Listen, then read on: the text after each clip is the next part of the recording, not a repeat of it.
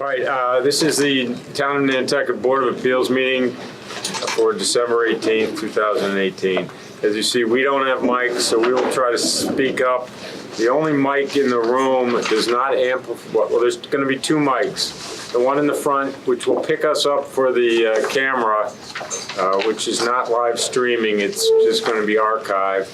And then there will be a roving microphone so that people, again, it doesn't amplify you, so speak up, but it will help the film crew pick up the sound. So, and if that particular mic, if the handheld dies due to lack of battery, you'll have to come up here and speak by bending down into the microphone. No, I'm kidding. We're trying to make this as pleasant as possible. No, I'm kidding. You know, if it's picking us up just by standing in this general area, it'll pick us all up. So anyway, we'll try to speak up. If you can't hear, just shout and we'll shout as well. Okay? So I'd like to start off just by saying thank you to various people in the public who did take my suggestion and get us things in writing. It's very helpful to be able to read that beforehand. A lot of great thoughts, good ideas. I found it helpful. It increased my homework time a little bit, but it was great.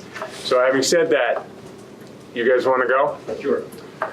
You want to do the minutes? Oh, wait, minutes. Oh, minutes. I was so excited. Yes, minutes. All right.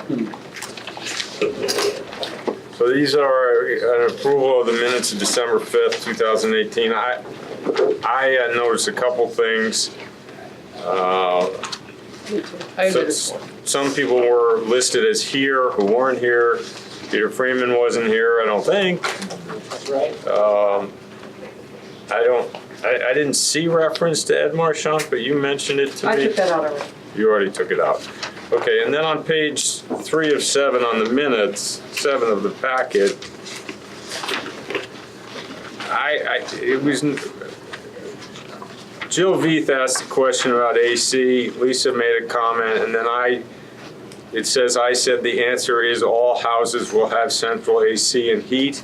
I am not saying what is and isn't in there. I believe I was confirming that the applicant had said that there would be AC and heat in every building. I didn't come up with that idea. So I just want to clarify that. Got it. And then I have one other one. Tape on page. I had something on page 9, 5 of 7. 5 of 7, go And ahead. I think it's a clarification that there was something attributed to Carol Muelling, which I think was said by Pat Tafe. Right. If the ZBA is concerned about basements becoming bedrooms, the structure should be on crawl space. That would eliminate the problem. I don't think Carol said that. I think it was Pat.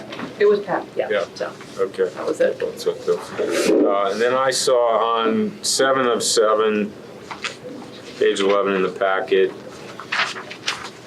I'm attributed to be saying that if the applicant wants more meetings, they need to get complete and full information of the board. We're waiting for a new proposal on condos. Then it goes on to say, we're clear about the recreation building, spacing, phasing, HOA documents. I mean, Unclear. yeah. Maybe it was supposed to say unclear. I think what it was supposed to say is gave a clear message about the recreation building, and then spacing. I don't even know what spacing is. Phasing, those other ones, HOA docs. She probably meant open space. Open space. She may have meant open space. All right. I'm just saying, we're definitely not clear on those other things. We're not clear on pretty much anything at this point. So we have given a clear message on our thoughts about the recreation building. Sure. And I think it was site planning. It was basically the Site idea plan. that we wanted to see a new site plan. Yeah. Oh, so what you're saying is maybe Parking. I said that we had given a clear message about the rec building, and we wanted a clear message about site planning. No, I thought maybe it said we're unclear about the rec building. Maybe we site should plan. listen to the tape on that. Yeah, I'm not I did sure. say it's a clear message, I remember. Okay. That you've given them a clear Right. message, you know, your thoughts Okay. on that. And Okay. conditions. That's what mine also indicates. Okay. Okay, great. So it was a clear message, but we're not necessarily clear about the whole ideas. Okay, so did anybody else have anything else? No? So having said that, will somebody make a motion to approve the minutes as amended? I will. Okay, Lisa makes that motion. Second. Karen seconds it. Any further discussion? No. All those in favor say aye. Aye. Okay, go ahead. Is this gonna be okay here, do you think? For the microphone? Good? Okay, thank you. Thank you, Mr. Chairman. Good afternoon. We wanted to make a few introductory comments before beginning the presentation and discussion today. While there has been quite a bit of progress on many of the issues you are reviewing in relation to our proposal, we recognize that there's still a ways to go before we can determine whether there is a mutually acceptable basic development plan that both the board and we as developers can agree on. We understand that you, along with many in the community, have felt that our proposal is too dense and has too many units. We responded in late September with a revised plan presenting potential modifications that would reduce the project from 156 to 100 units. At the November 27th and December 4th ZBA meetings, after devoting most of our prior monthly meetings to peer engineering reviews of various project impacts, we were able to spend time looking at the housing elements of the proposal in some detail. Our takeaways from those meetings have been that the single-family cottages are, while not totally acceptable, generally acceptable, although there are concerns with some of the architectural elements, the number of bedrooms, home sizes in the market and affordable homes, some issues relating to lot sizes and the configuration of the homes on the site plan. We have some updates on these units for today that we submitted to you. And hopefully we can get closer to resolution on this part of the development. Last week, we went to the HDC and spent some time talking to the HDC about the single-family cottages. So there's progress on the single-family cottages. Second takeaway, while the board seems to think that the condo buildings presented in the September plan are an improvement over the original plan, both in scale and the relocation of the condo buildings to the back of the site, there are still significant concerns, including a sense that the scale of the buildings are still too big, a preference for direct access to units from the outside instead of access through common areas, a desire for private yard space, a dislike of units that are completely contained in the lower level, below grade.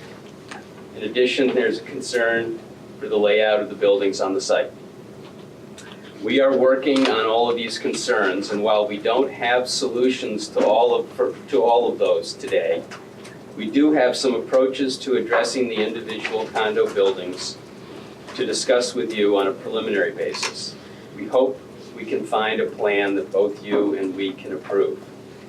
We realize that our desire to get feedback from you on approaches to individual buildings does not necessarily get at the concern about the number of condo buildings or the number of units and their layout on the site. We hope to present something that is responsive where it can be and which ultimately earns the broad support of the board at the January 16th meeting on the condos. We recognize the condo buildings present the biggest design and density challenge for acceptance of the project.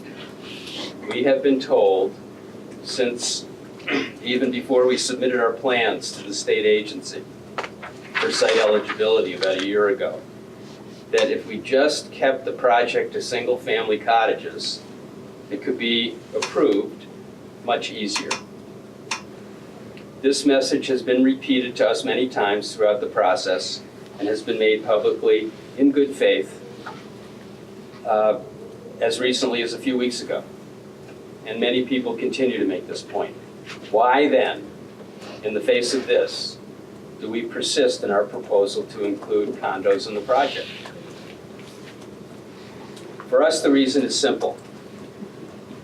And while we've stated this on other occasions, it is still important to make it clear again. Nantucket has a serious affordable housing problem that hits our community at numerous income levels. We not only need affordable housing, but the condos restricted in effect to year-round residents will provide some badly needed middle-income housing for islanders who are at the core of our community, who earn too much for the 40B housing and are increasingly priced out of Nantucket's ever-rising real estate market. Our community is being hollowed out as more and more important members of our community cash out or give up and move away. The truth is that we are far behind in this area, that it's going to take many efforts before our community's housing needs reach a relatively healthy equilibrium. This development is a chance to make a contribution, to make a difference. When you just think about what we're all going through and what it takes to build affordable housing on Nantucket, you have to feel some sense of let's make the most of this opportunity. I've been developing affordable housing since the 1970s as an individual. When I started as an idealistic community activist in my 20s, I decided to focus my career in this contentious field, much of it with nonprofit community-based organizations. I've developed award-winning affordable housing in many communities in New England and around the country. I've been a summer person on Nantucket since I was 10 years old. And at a certain point, I thought I might be able to do something useful on Nantucket to meet part of our urgent housing need. This is not a way to make a fast buck. It requires a long-term commitment to doing something useful and positive. It's never been a popular thing to do. But our communities need the housing, and I have built up a lot of experience in developing high-quality, successful, mixed-income housing communities, and this can be one of them as well. We are all going through a major undertaking to deal with this. Let's make sure that when it gets done, we have made a meaningful dent in our affordable housing shortfall. So we look forward to the conversation today, especially on the sample studies with the condo buildings. We hope we can eventually end up at the ZBA level with a plan most people can live with. If we can't, then we can't. But we are sincere in our efforts to try. If we fail, then the process will move forward as it's allowed to under the 40B rules. But the need is real. We're committed to doing our level best to accommodate legitimate concerns of the board and the community within the context of a mission to create affordable housing, which is so badly needed. We therefore don't accept the bottom line that this site should be restricted to single-family cottages, or that the condos, which is an important affordable market option, should be minimized. We do not accept that what has been broadly acknowledged as a pressing need for a year-round middle-income family housing should be done in some unnamed other location. Who actually thinks this would happen? The need is too great, the costs are too high, the availability of appropriate land for housing development is too limited not to build this needed housing at Surfside Crossing. So, our hope today is that we can make progress on talking about the single-family cottages and update you on things that have been incorporated from the last session, as well as some feedback that was received at the HDC last week. We hope we can spend some time talking about the sample condo plans on a preliminary basis. We want to clarify that we have a formal super proposal that has been submitted to you at this point, because that was a question from before. And we would like to discuss how to have a more detailed conversation on the year-round restrictions, perhaps with setting up a workshop if you feel that that's appropriate, or just to get your advice on how to dig into that issue in some detail. We hope for the next meeting on January 16th that we can focus on a revised condo plan that we would be prepared to present and hopefully benefit from whatever feedback we get today on our preliminary sketch plans. We would also, on January 16th, be responding to a revision for the recreation building, community building. We don't have that for today. And the site plan, which would flow from having those elements organized as well. We think that once we've resolved our development plan together, it makes sense to work through permit conditions, HOA documents, waivers, that it's a little bit of the cart before the horse to try and work on those before we've got the basic elements of the housing plan and the rest of the development plan sorted out. So with that, I would turn it over to Don Bracken to start with the slideshow. We've got a little bit of an awkward situation here. I realize we have a presentation. I don't think you can see it. We can't see it, but if you can just sort of identify what page is do we have the I don't presentation? think you have, you know. All the pieces, but not in a slideshow format. Yes. Oh, so if you tell us what pages they're on. Well, I don't know. I mean, I can unfortunately, explain the pages, show you. yeah, let's try it. Let's try it. So the screen was as much for the audience as us. Will you be giving me the flash drive of this? What's that? I will get the flash drive of this, Yes. correct? Okay, again, for the record, Don Bracken from Bracken Engineering. This first plan was in your packet, revised sewer connection plan. We submitted 2 plans. Is it One, Page 16? It's not titled, but Yeah, yeah. okay. So basically, it's the same overall plan that we've been looking at the last few meetings. The only thing we've done on this plan is to focus on the sewer. So we're showing the sewer in color and green on this plan. As was described in the past, the entire site will be gravity fed down toward a pump station located adjacent to the southern roadway. The other thing highlighted on this plan, we really didn't get into detail about the past, but was on the last drawing, are the hydrant locations that were suggested by the fire department. Those are in red. So the next exhibit plan we did, if we could move to that, that's in fact, it should be right after this one, is zooming in on what we're proposing for the sewer connection. As you can see, it comes in by gravity, goes north into a wet well pump system. There's going to be a utility building. There's going to be a standby generator, and there's going to be a buried propane tank. When we were first talking about the sewer with Mr. Gray and Mr. Shahan from Weston and Sampson, he provided us with the sample plans. This is the same type of pump station for Wamasquid that they would be looking for. They also explained, as mentioned in the past, that would be the intent that the town would take this over so that this would be built to their current specs, which are obviously very fresh from the sewer project that's being worked on now. And if you recall, our original plan, we had a proposed force main going all the way down to the pump station.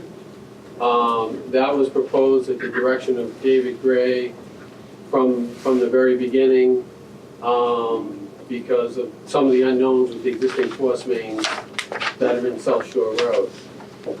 And as this has gone on, we've also investigated the possibility of putting in a gravity line. We provided survey information from the site all the way down to the plant. We also provided a potential gravity line design. And we've also discussed in the past that the cost difference between the gravity line and sewer force main was going to be too great for this project. And now recently, it's been indicated that neither one of these isn't, that the force main that we've been showing is not an option. So what we're proposing under this plan is now to connect to one of the two force mains that are in South Shore Road. We've been able to locate the 12-inch force main located underneath the bike path that's shown on the plan. We haven't been provided any plans, although we've asked a few times and maybe there aren't any adequate plans for a 6-inch force main that's in South Shore Road. We've shown it according to the best records that we have. This approach would have to be evaluated. In order to take that step, we need the information from the sewer department to be able to give to our consultants. The team is now going to include Stantec Consultants. They're a national firm that specializes in sewer systems, pump stations, municipal projects. They have an office in Hyannis. They will be working on this job.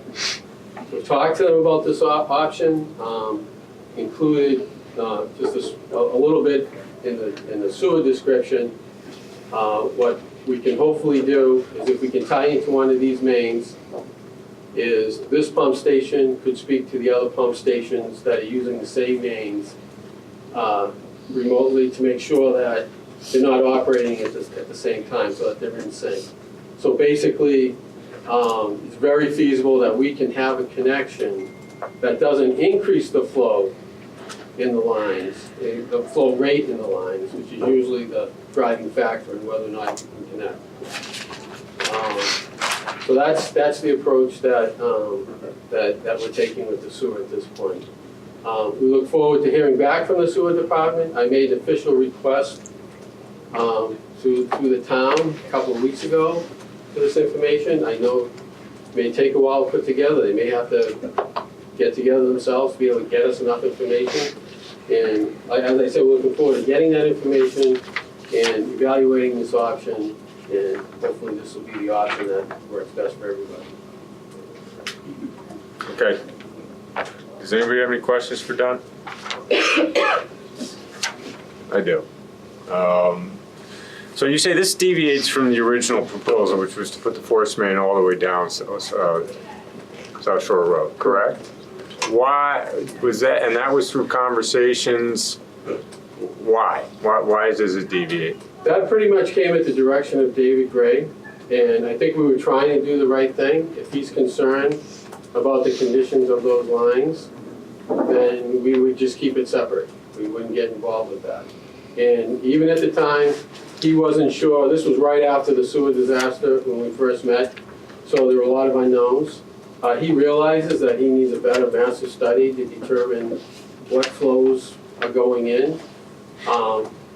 But, you know, we feel, you know, we're doing the right thing. We weren't interfering with the system. But at this point right now, we feel that this should be examined, that if this is a viable connection for us, we should be able to tie into it. And after talking with the consultants under that scenario about, you know, the pump stations talking with each other and not overburdening it, we feel that that's definitely something that needs to be investigated.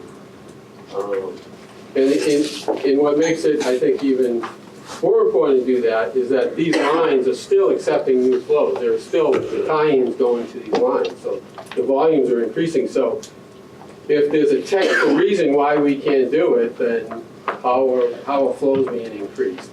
And so maybe it forces everybody to take a hard look at these lines, and if we can't, then maybe nobody else should be tying in at this point. So that's why once we have the information, you know, we can come up, you know, with the final answer. Okay, just so I'm clear, and I'm not trying to grill you, but That's fine.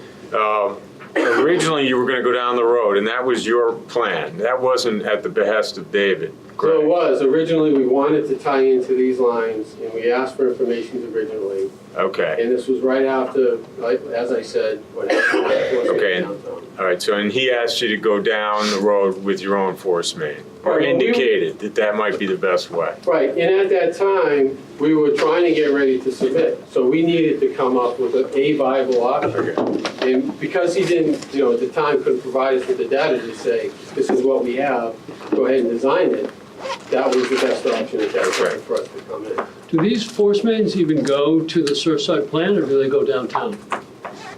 I believe they both go to the plants, from the information we have. So,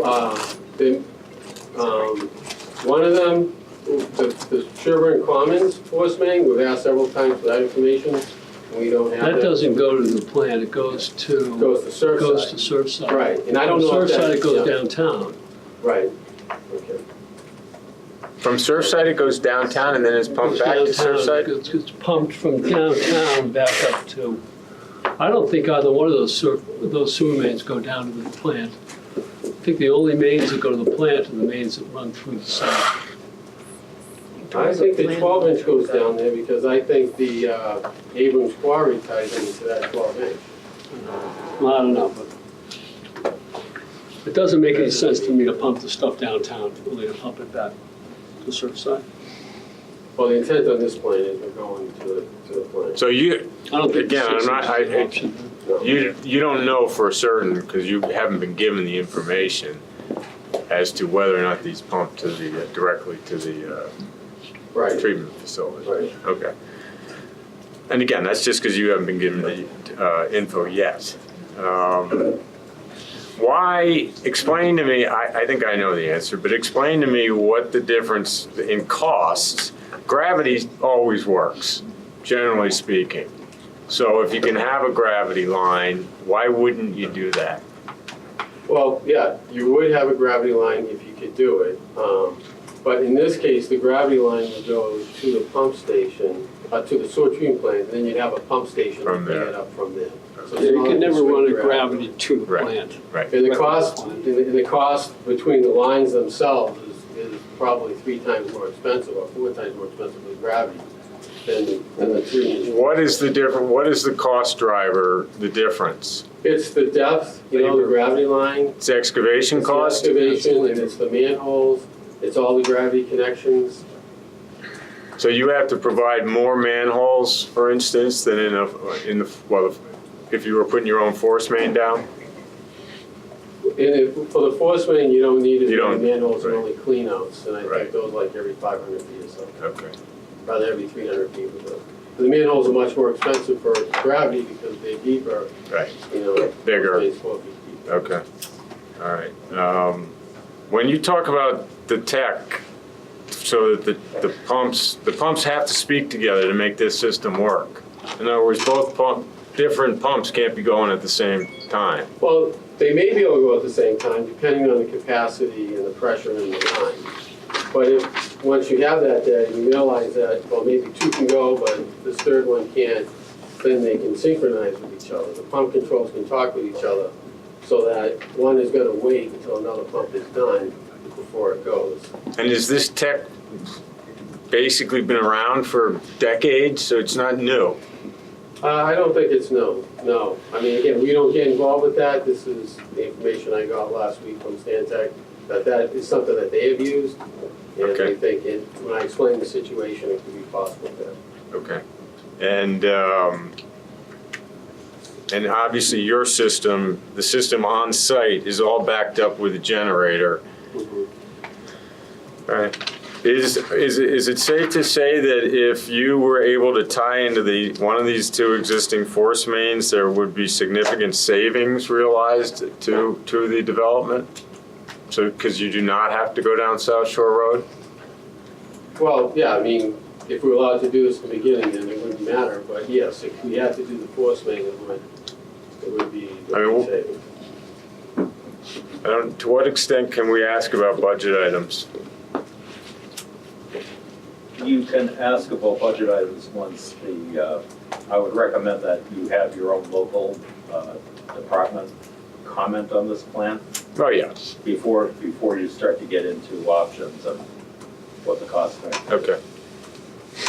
Yeah, clearly we're gonna have to have some, because we have limited experience with pumping sewage. We have a little bit of information right now, so So we really haven't talked to David Gray for at least a few months, and you haven't either then? In those 3 months since he stood up? I don't think so, no.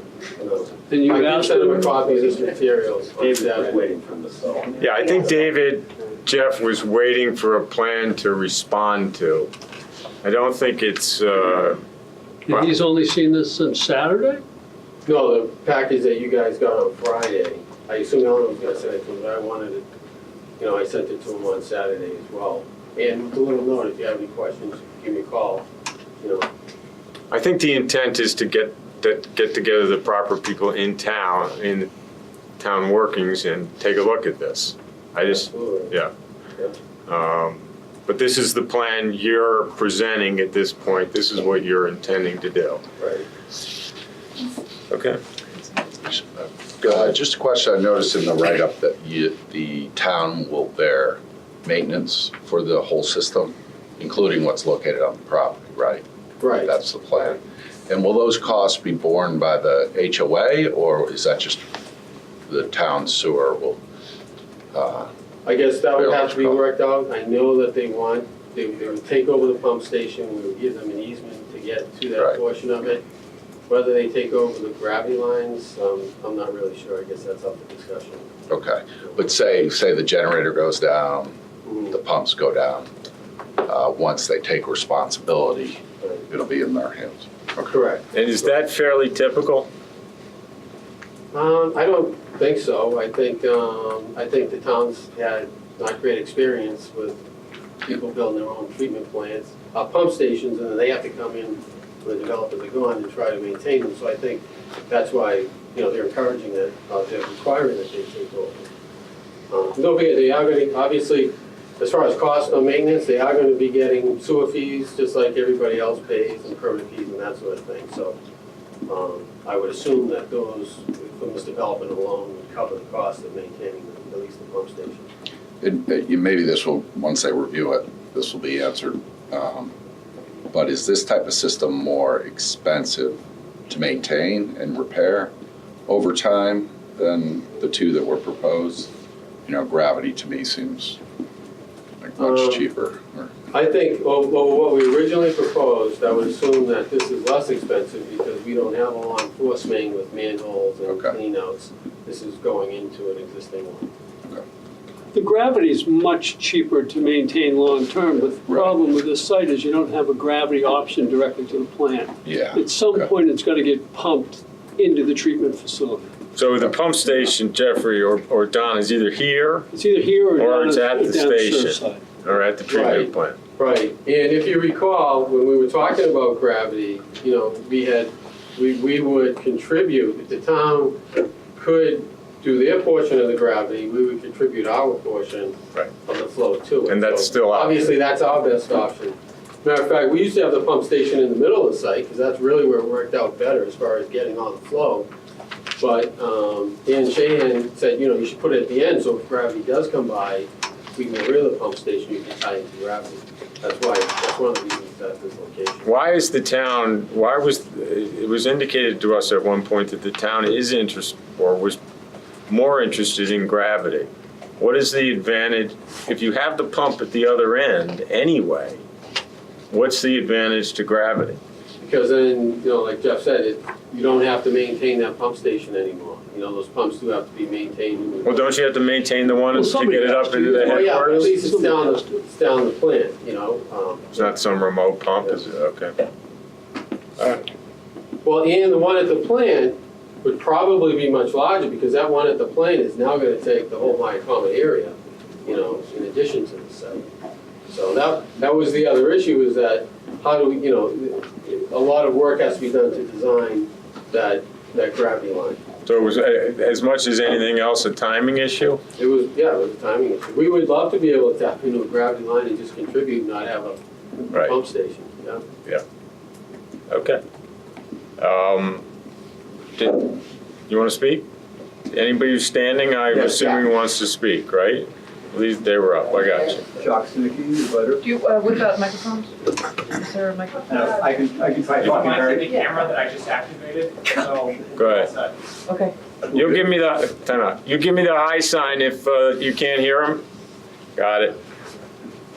A couple things. I believe I would agree with that both those lines actually run north, not south, flow. So neither one of those lines is gonna go directly down to the sewage treatment plant. The line going across the property, those two force mains, one of which, is empty right now, is the only way sewage gets to the sewage treatment plant at this point. And these do run back into town. On the gravity feed really would be the best for probably everybody. It actually will enable the town to get rid of about 4 or 5 of their pumps. And that will take a lot of maintenance problems out of the system, et cetera. Excuse me. But I also find it hard to understand why David Gray wasn't just asked by this. It's just knowledge that he has. He could have given a phone call. He could have told you whether those lines, where they go. So to summarize, I'm just wondering, Mr. Bracken, at this point, so this is what you're proposing, but Mr. Gray hasn't seen it except maybe since Friday. Is that correct? Okay. And on this, if you're trying to synchronize pumps, does that mean you're going to have a holding? Is there a holding area there? Yeah, Like a large sump? there is a large sump, there's a large wet well as part of the system. So depending on how long it's calculated that the pump would have to delay going on, you would have to have that stored. Yeah, so the sewage, definitely Sherburne Commons pump pumps back up the street, because I talked to them when they were putting the line in. So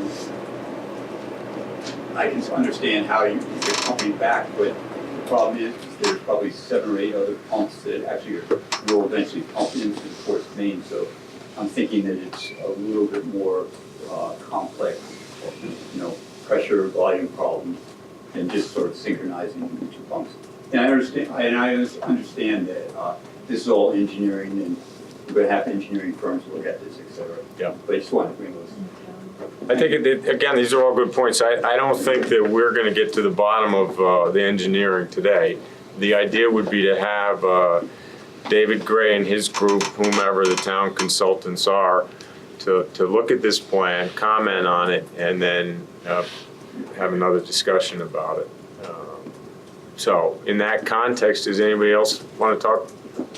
You go up. I see, Paul. Sean Corral, South Shore Road. I have a question about the connection. So in the packet, there was some pictures, some photos of the connections in relation to driveways.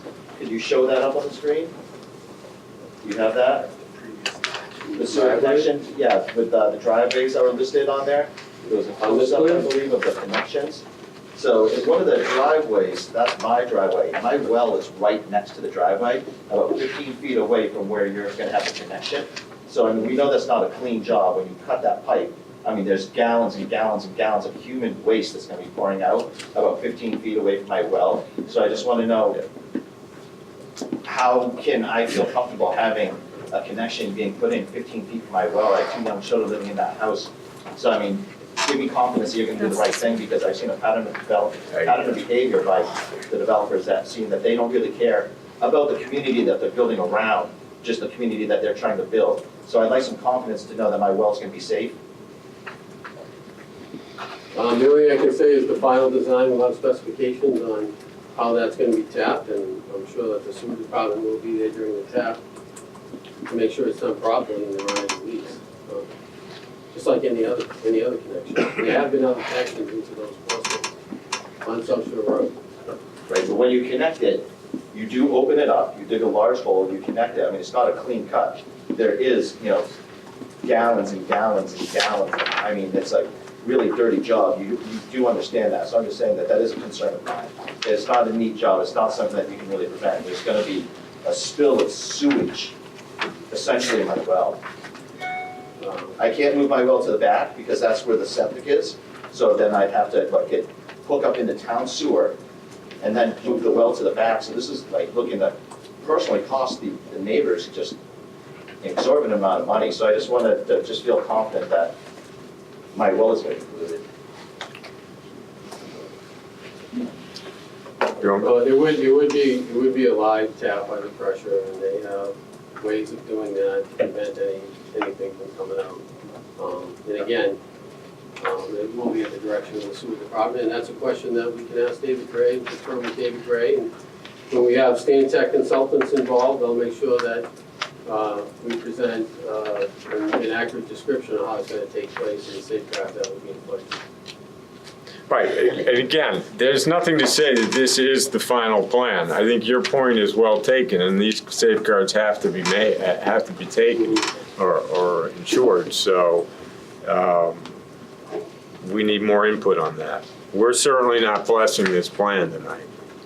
Jack, you had something else? Yeah, just clarification. Cutting into force mains is way different from what normally you would do in a residential hooking up to the sewer. So that houses along sewered streets, it would be a different procedure than cutting into force. Cutting into force mains is a difficult procedure, and it can be done cleanly. But it's quite a few magnitudes harder to do properly than hooking up your house to the regular old sewer, which isn't a forced main. I actually, when I built my house on Wero, I had a sewer, the forced main was going to my property, and I asked permission to cut into it and put a pumping station and cut into it, and that led to about 4 months of arguments about how hard it was, et cetera. So I just want to make sure that it's not a simple thing to do, but it is. Did you want to And respond? again, that's why we're hiring Stan Tech consultants, we're certainly not experts on providing specifications, so they will. Okay. Go ahead. Paul had his hand up a while ago. We'll Go ahead. Go ahead. Sean Ferry, South Shore Road. So in the Weston and Sampson peer review of the sewer capacity, they ruled out both these lines as being not feasible for taking any more capacity. One of them is about to take on the Schimmel project, and the other one is, let me read this exactly. Additional flow to the force main will have adverse impact on the capacity of the other pump stations. These options are not feasible due to hydraulic limitations and structural concerns of the pipes. And then, if you further down on the peer review, based on our discussion with the proponent's engineer, it is our understanding that they will be furthering evaluation options 3 and 4, either a pump main or a gravity main, coming down South Shore Road from their development. What changed your mind about pursuing those options?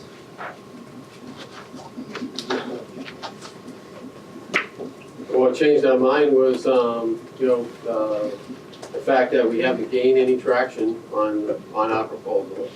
The fact that the selectmen just recently sent a letter saying that our option is not feasible. So now we have to look at the next feasible option. And to us, this is the next feasible option. So. Why did the selectmen say, I don't remember, why did they say your original No proposal? explanation, it was a one-line statement in a letter to you. Hold on, I was talking to him. Yeah. Just, you want to? He's trying to relieve me a little bit. That's Yeah. fine, then Yeah, it just was a defer to little- him, but just don't both talk. Updated memo from the selectmen to you. I believe David Gray was at the selectmen meeting when they He wrote the memo. They said that the force main is not an option. So, okay, so now we're trying to find another option. Whether this goes downtown or down to the plant, we obviously need to have the details to be able to justify whether or not we can do this or not. I hear you, Don. Again, I'm not trying to grill you. No, I'm just, that's and I don't have the selectmen's letter in front of me, and I'm just wondering why they would say that the force main option wasn't viable. Again, I don't. You don't recall either? I don't know what transpired for them to say that.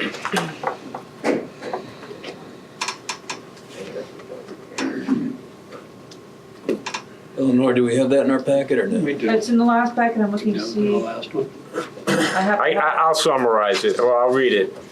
Blah, blah, blah. Number 1, sewer connection. While the applicant has recently provided additional documents to the town for its review regarding the sewer connection that will be needed, that review is not yet complete. However, tying into the existing sewer force main and South Shore Road continues not to be an option.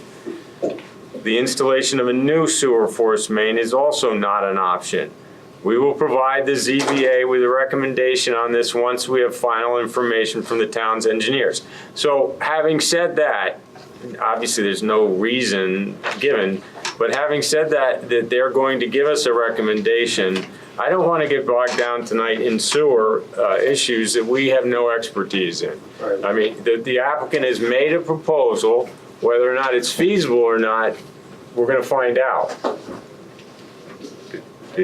Yeah. The meeting I told you Right. about in January will include getting to the bottom of the select board's comments. as well. Right. So there is a meeting scheduled in January now that the applicant is probably, or maybe not, because the applicant has put a proposal forth, but now it's coming to a head, so to speak. And we'll get to the bottom of it. But again, we're not the board that, or the group that's going to decide how. I don't think. I hope not. We're in some deep stuff. But anyway, David, did you want to talk about anything sort of related to this, or just say that it's not a good idea? Well, I mean, so they have 2 force mains going through their property. One of them's compromised and shut down. So now we're down to 1 force main in that hole and 2 force mains going down the road. I don't understand. And Sampson came back saying that we're maxed out in our pipe, so I just, the wisdom of this just is beyond me. I mean, we've had 1 catastrophic break, and this just seems like we're setting ourselves up for another. That's all I have to say. Well, again, you could say that taking that one step forward, the wisdom of saying that a force main going down, a new force main is not an option with no rationale, it's difficult. No, I agree. I just think tying into something that's maxed out and we're already down 1 pipe that's compromised, is that flow going to compromise another? It's a concern, and I guess. Yeah, I'm gonna bet $1 that this isn't the final plan. No, I get that. So let's not get bogged down here all night on this. Right. There's a meeting scheduled. I don't know, I doubt it, I have no idea if it's a public meeting, or how does that all work, George? No. No. With the consultants to get a response to this. Right, and I think, this gentleman read the consultant's response about it being at capacity. Yet another issue that prompted us to keep investigating this is the fact that, Field Ave, Morgan Square, that sewer design just got approved, that's an extension, that's 5,000 or 6,000 gallons per day going into the system as well. So, as I said earlier, it's time for everyone to step up, let's analyze this. If you're still allowing flows, then, we should figure out if we can, maybe we're the last ones in, maybe the door's already shut, I don't know, so. Yeah. I just want to reply to that comment. What is the flow estimate? What is this, the flow? projected flow? Mm-hmm. What is the projected flow? Maybe you're gonna ask that, it's been a while since I saw. Well, it's 285 Yeah, bedrooms so times I know. 110, Yeah. so whatever that works out to. They have it, the peer review had it at 43,000 gallons per day. And that's at the adjusted density for what, when it was reviewed. The question about Morgan Square, are they building outside their zone density? And if they're not, then it's already expected they're gonna produce that much sewage when they do tie in. That's no net change to what the system's designed for. This is a much denser project. It's not 13 lots being put in. You don't have to answer the question. It's another question. All right, let's trying to move on. I mean, again, there are a lot of questions still about the sewer. I think that this is just if it turns out you can't tie in, you can't get, there's no sewer capacity, et cetera, we'll be having another conversation. But for now, this is what you're proposing. We're not gonna make the decision as to, we're not certainly gonna accept this at this point, nor do I think you expect that, so. Let's move on. Yeah, are we ready to move on? Yes. Anybody else have anything on sewer? No. No. You still up? I'm still up. Quickly, I think, In your packet, you got the updated comparison for bedrooms. What page is that? On the cottages, oh, this is in the one. Oh, I thought it was. I don't think that, I didn't notice it being updated in the packet, was it? It's not, No. he was gonna speak to it today, and I asked him to include it in the slide presentation, so we have a visual aid rather than speaking to it. I can just give you a We quick can summary submit. though on the bedrooms because it came up at the last meeting. On the plans that was submitted, the bedrooms were labeled like typically what they intend to use as bedrooms. We had a discussion on figuring out how many bedrooms and comparing the total number of bedrooms to market rate. So I looked at all the floor plans and using the Board of Health regulations for calculating number of bedrooms, which, as you know, is pretty convoluted. In some cases, in a lot of cases, it doesn't make sense, but, based on the 7 bedrooms and more than 7 bedrooms, divide by 2 and so forth. So, when we evaluated it based on that, we actually, comparing the plans that you already have at the 165, using the Board of Health regulations, comes out to actually 163. And the reason for that is because a lot of the bigger homes, the 5 bedrooms, and use the bedroom count, instead of it being 5 bedrooms, it's really 4 bedrooms. You're talking about the single-family dwelling? Single family dwelling. But I thought even if it was. Yeah, I'm not buying that one. Because even if it's labeled a bedroom, you have to count it as a bedroom. Right, so I mean, it's So a really. 5-bedroom house is a 5-bedroom house. Yeah, if Right. you're labeling it a bedroom, you can't say, oh, it's not a bedroom, just Well, because of the Board of Health reg. And that's why I said, strictly according to the Board of Health regulations, how they would But I calculate. thought that they took the total number of rooms divided by half as long as it's not a bedroom. Right. If it's labeled a bedroom, it's a bedroom, whether or not you can Right, round down. right, but what, typically, you wouldn't call it a bedroom, you'd call it a den or living room or something, and it could look the same, it's just a matter of how it's labeled. So, Yeah, well, but either way, it's I like think generally if you they know, have, if it has a closet in it, they'll call Yeah. it a bedroom. I mean, I think I mangled this at the last ZBA. like a duck? If it smells like a duck, or no, if it quacks like a duck, Board of Health definition, honestly, if they've been with site clearance, a lot of times it doesn't add up. yeah, so we don't have to go there. We want to, we could go over with the Board of Health, or however you want, No, if you've labeled it a bedroom already, you can't take it back. so then it's So- the 165. Exactly. It's the 165, yeah. It's 165, so that's the number we're working with. And that's fine, so we did the analysis. And the plans that were issued reflect that 165. Right, Okay. right, exactly. And then the condo. There's still some questions on the plans, like a room that has a window well that says sitting room. I mean, yeah, we're gonna get to that though. We're not there yet. Right. I think that's Come on, Don, stand up there. And the only waiver that, I got an updated waiver list, So that, which included a waiver for the Board of Health regulations for definition of bedroom. So, Yeah. if depending necessary. on where it all goes, obviously, and, as Josh said, I don't think we're ready to go through these waivers yet, because the plan is still evolving, but it's just enough. Yeah. Okay. Right. The only reason I thought, Josh, that it might be helpful at some point to go over the waivers, not each and every one of them, but any of them that might inform you as to the board's thoughts on the site plan. There are a few in there. I'm not talking about every one. But we can get to that, hopefully. We don't get stuck. Okay? Turning over to Chris.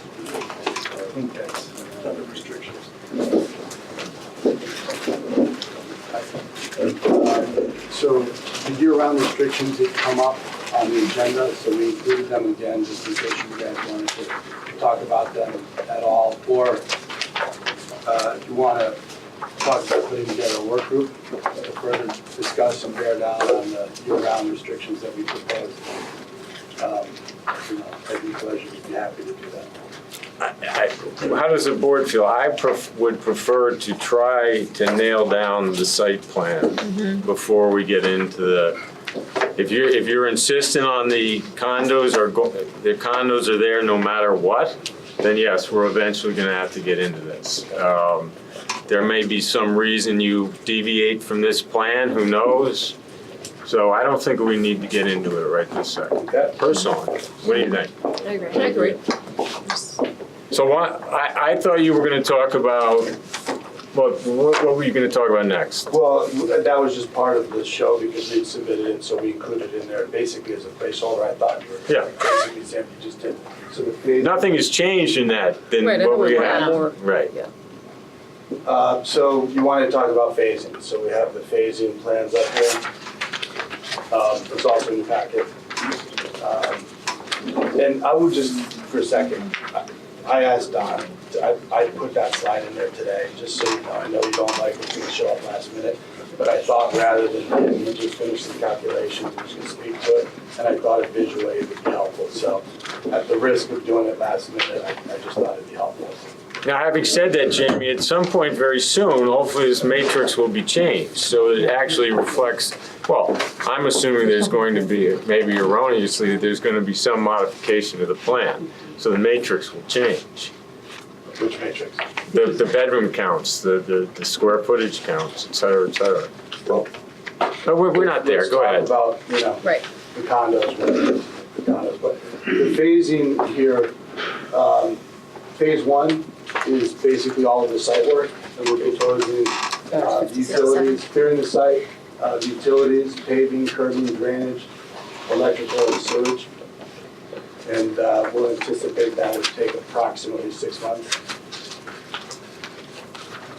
Phase two would be the common buildings as well as the condominiums. And this would probably take 18 months, 2 years.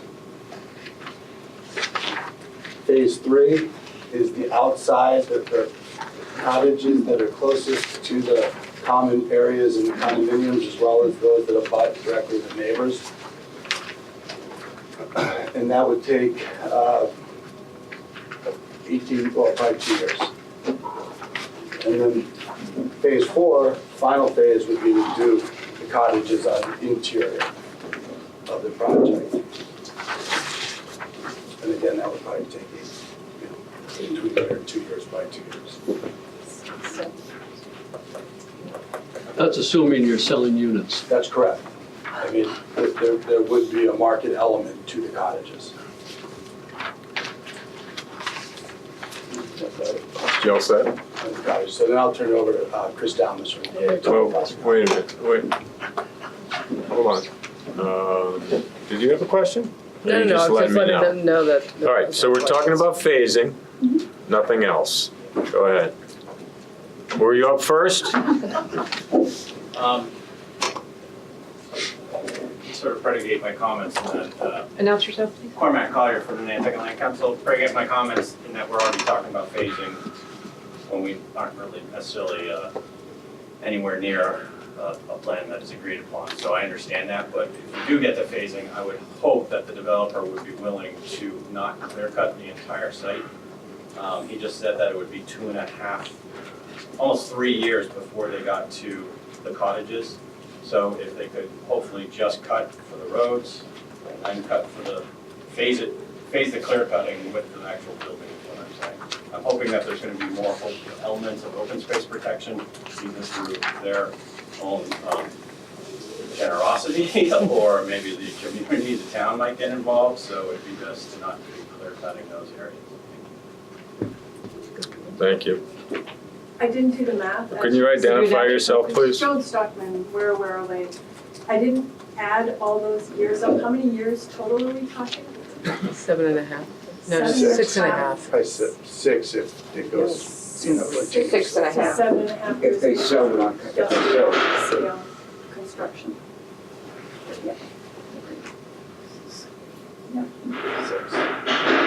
Is it your intention and what would be the second aspect of the phasing, to build out whatever the condos ultimately look like all at once? Yes.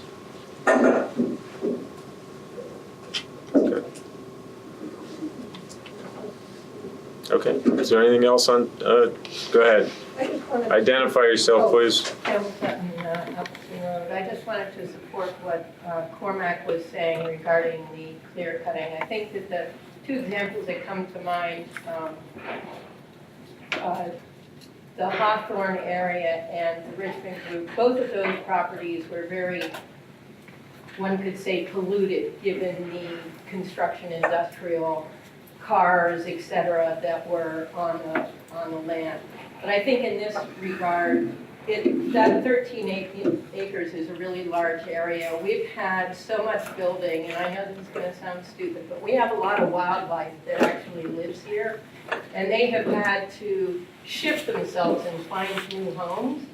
And I think that a lot of them find open areas like that, and I think it would be great if they could slowly find new places to go as construction proceeds versus end up with 13 acres where none of them have anywhere to go except our backyards, or like that. I just wanted to put my plug in for doing the roads, utilities, and then if you're gonna start at the back of the property, great, work your way forward, and then as you move forward and you clear the lot, and like I said, the animals will have a shifting area to go through.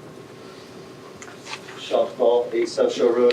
Again, I just wanted to, say these are all great points, but one other thing that I'd like to talk about quickly is, if you could kind of, first of all, Jamie said that, the site visit, that's gonna be 1 year. All the, everything was gonna be 1 year for the, all the utilities, all the infrastructure was gonna be 1 year. Now we're up to 2.5 years. So it could actually, next time we hear, it could be a lot longer. 6 So you months. clear cut the property. I'm just thinking about just the drainage issues alone, the water, the puddling up in the streets and the neighbors that we're all gonna have. It's really gonna affect us.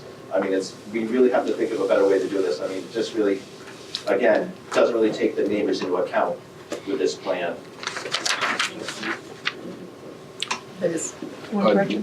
Jamie, with regard to these phases, what will trigger you building, say, a condo? Will it be pre-sale all the units, or we sold one, we're gonna build the whole phase, The idea is to do all the condo buildings at once. So regardless of whether you sold them or maybe you pre-sale them, could this be held up, I guess? Say you sold half of them. Yeah, but you're gonna need to pre-sell a certain amount of units to make the commitment to do the condo buildings. Yeah, and So how many units is that? Is that half of them? Is it? the idea is that with those, if we go forward with this restriction that we're talking about, there'd be a lottery process, and we would anticipate pre-selling most of them. So. What if you don't? Yeah. Thank you. I mean, you're committed to building the buildings. We are. Well, they're committed to building the buildings after they've pre-sold a certain amount of units. No, I'm saying if you're either committed to building the buildings or you're not committed to them. If you're committed, whether you pre-sell or not, you're committed. So I'm not saying we can condition it, but I'm wondering if we can condition it, you have to build all 2 condo buildings at once. Sean McGraw, quick question. So you say, so let's just want to make this clear. So I am a low income, I'm really desperate to try to build a house or buy a house, but it's really hard to make it. So I'm paying my rent, and now I have to commit to, how do I do this if you're the income restricted people? How do you, you're already living somewhere, so now you have to commit to buying something in the future, years in advance? Is that normal? Is that how it works? So, I'm sorry, I didn't hear the whole question. Yeah, go ahead. Will you repeat it, please? Okay, so with income restricted houses, with the income restricted units, you are asking people who are already below the income level, okay? So now you're asking them to make a commitment into the future, but their present is still unclear. That's why they're, gonna be moving into affordable housing. So it just seems that it's a big, I don't know, it just seems that for someone to sign, an agreement, it maybe 1 year, maybe 2 years, it still leaves a lot of questions unanswered for their lives until it's bought. So I just wanted to know how you expect people who are already living month by month or week to week to, start buying into something for the future. That's all I was just trying to figure out. So it's my understanding that the lottery is just before the construction. Peter or somebody else could probably speak to this more precisely, but the lottery is before you start construction, not 5 years beforehand. So and it's a whole qualification process, and then people will get selected, as you start building the units out. The way I understood the You're word, com- And then they wouldn't close until the unit is ready. That's Their right. financial obligation would So you're start. pre-selling them. So you're pre-selling them to these people. That's what you said, you're pre-selling Sean, Pre-approval. just hold on. Don't everybody, Lisa was talking. Yeah, sorry. Yeah, so, you're not pre-selling them, they're signed up, they don't actually purchase the unit and make payments until the unit is That's right. completed. In those instances, they're pre-qualified. Pre-qualified, right, and pre-chosen. Right, thank you. Go ahead. Herschel Allerhand, Union Street. I gather the 7 years is based on the correct market interpretation. Now, we need more information. Suppose that you misinterpret the market. What does that do with your projection in terms of the building? It probably extends it. That's the question. How and how much? But conversely, it could accelerate. They could sell every building in the first year. It could. It's unlikely, but No, but Well, is there experience on the island where there's been developments and it didn't work out the way they thought the market would be, and it stayed there unbuilt for a period of time? I think we know that there have been, yes. Okay. Go ahead, do you want to speak? Yeah, I understand the question. Peter, just, I know who you are, but we Director Peter Freeman Law Group for the applicant. So I understand the question, good question, it's just, there's nothing unique here. It's always the market risk, and as I think the chairman just said, it may be flexible, but the desire is to do it as fast as possible. That's logical from the developer's viewpoint. And again, there's nothing unique here. So, the question that is also concerning is just addressed, the lottery, that's for the affordable units, and in this case, for that middle tier that we're talking about. But, those details will be worked out. You just can't predict what the absorption rate is for the units. So, it will be dealt with in a responsible way, the way developers, the way the market always does, not, unique to this particular project on Nantucket, so, But having said that, Peter, arguably to sell a unit no one can see this, but in the back corner condominium, if this plan stays the same, which hopefully it won't, you can't build that building and then the market crashes and you haven't built the other buildings, and it would be a disaster for the people living there. Oh, sure. So your intention, if I'm hearing Mr. Feely correctly, is to build all of the buildings at once, one way or the other, whether you have them pre-sold or not. The condo buildings. The condo buildings, and that's what you said. You're committed to building all of the buildings at once. You're right, Jamie did say that. We haven't all consulted on it. That may not make sense. You may be perfectly right. We're certainly obviously analyzing it, and Jamie did say it, but whether or not that really does make sense, you're right. We have to examine it. Okay, well, I mean, That's another question of the sales and people being obligated. It's just a pre-qualification, and then, the appropriate lotteries and everything else take place. No, I'm not worried about that. I'm worried about a building getting built and you've pre-sold 6 units and people are in there and the whole thing craters for a while. That's not a commitment to the condos. That's a commitment to pre-selling things, whether or not they're single-family homes or not. So I'm not saying you have to answer this at this point. I'm thinking you need to think about it, because we don't want to approve or give you a comprehensive permit that's going to be a disaster, obviously. And that's legit, and we understand and agree with that, and the bottom line is right. We don't have it all worked out, so, good plans, and that's what we're gonna do. let me just, Go ahead. I was you gonna say, first. maybe with a different site plan, you have the ability to build a couple buildings in one location and then a couple buildings someplace else without this whole thing right around this one green where they all have to be done at the same time. So that might fall into your design process a little bit in terms of how you could phase it from a market perspective. That might be a little more forgiving. Sure. Yeah, we're certainly looking at it all. Also, what is your plan for the amenities? So will those be built at the beginning? Okay, so someone that buys first unit gets the ability to utilize those amenities. They don't have to wait till the last unit. That's right. The rec buildings are all part of the phase one. And for us, the idea And of this would be phase one cool. is really the sequence of which we would build. Okay. I think Lisa hit on a great point, though. You need to really consider the fact that you have, again, and I've said it a number of times, two distinct developments within one. And I just can see a bad outcome if you start on the condo buildings, you aren't pre-selling them, one building is built and nothing else. And you can't intersperse houses around it because it's not your part of your plan. So just, I think a little bit more thought has to be given to that idea. But anyway, did you want to say something? Yes. Okay. I'm Linda Durensis, 5 Gladlands. I have a unique perspective. Josh, you have said that you're a very successful developer in 40Bs, and I've been able to observe one of your 40Bs in my other home. And for years, you had a whole development that you were projecting and selling to the town of Sherburne and telling us you were saving us. And there were 3 units sold. And we looked at that ugly development with just like what you did here. You came in, you clear cut, so when you were coming over the hill on Whitney Street, instead of seeing a beautiful farm that used to be there, you saw a clear cut. And that's exactly what you're trying to sell here.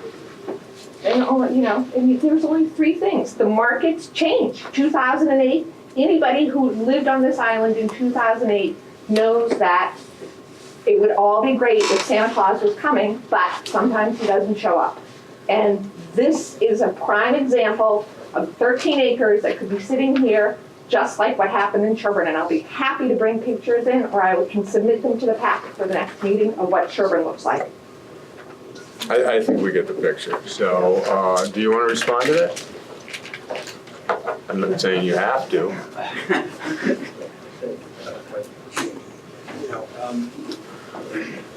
It's not easy to do these developments, and some go quickly and some go slowly, and I don't necessarily agree with your characterization. Sherburne has been a challenging project, but it's also doing pretty well now, and it has taken a long time, and there's a lot of reasons for that. I don't want to closer to the mic. Come closer to the mic, Josh.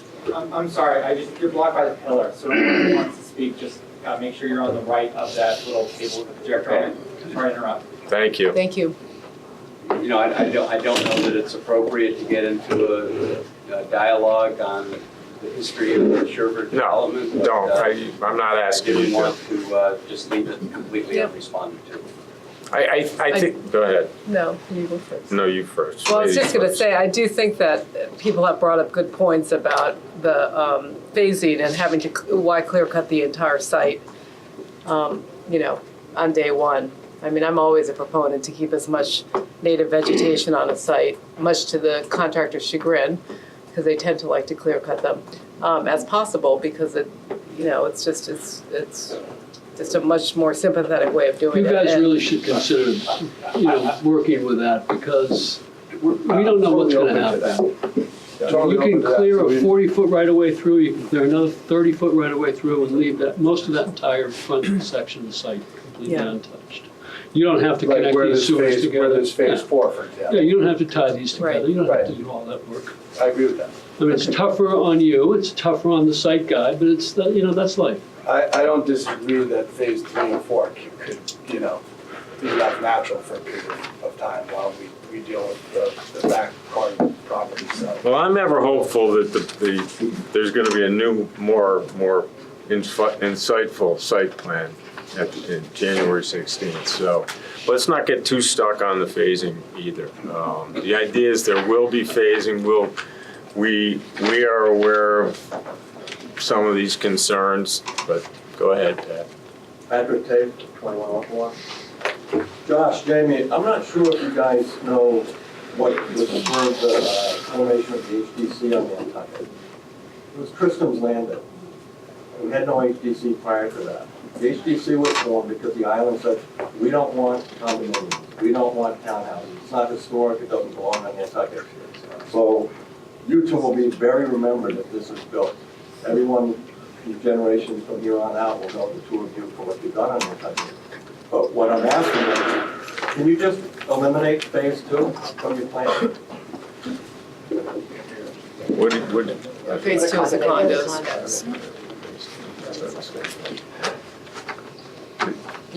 Treat that as rhetorical, we'll deal with the board as we progress, thank you. Thank you. Yep.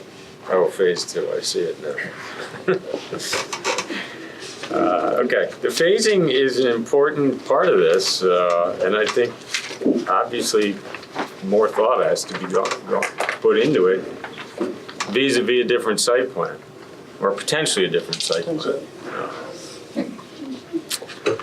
So having said that, should we go on to the changes made? There he is, to the cottages. Yeah. Well, based on board's, Chris Downs for the record, Design Associates, based on this board's comments at the last hearing, we've made revisions to most of the cottages. We also have, particularly in taking into account Lisa's commentary about sort of looking to sort of have it look and appear to be built over time, have modified some of the architectural details and styling. And I don't know if you want to go through these again. We met last week with the HDC. It was a really good first meeting, though much of the discussion really was oriented toward site plan features. And we actually only had any substantive discussion about this type I'm sorry, Chris, it was only, you only spoke about what? Or mostly only spoke about what kind of issues? Site plan features. Site plan. So there was discussion about, the placement of the cottages on the street. Do they all need to align, or could they sort of undulate?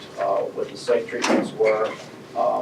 We weren't working off of a landscape plan at the time, but we felt that there were a lot of good comments from the board at that time on that.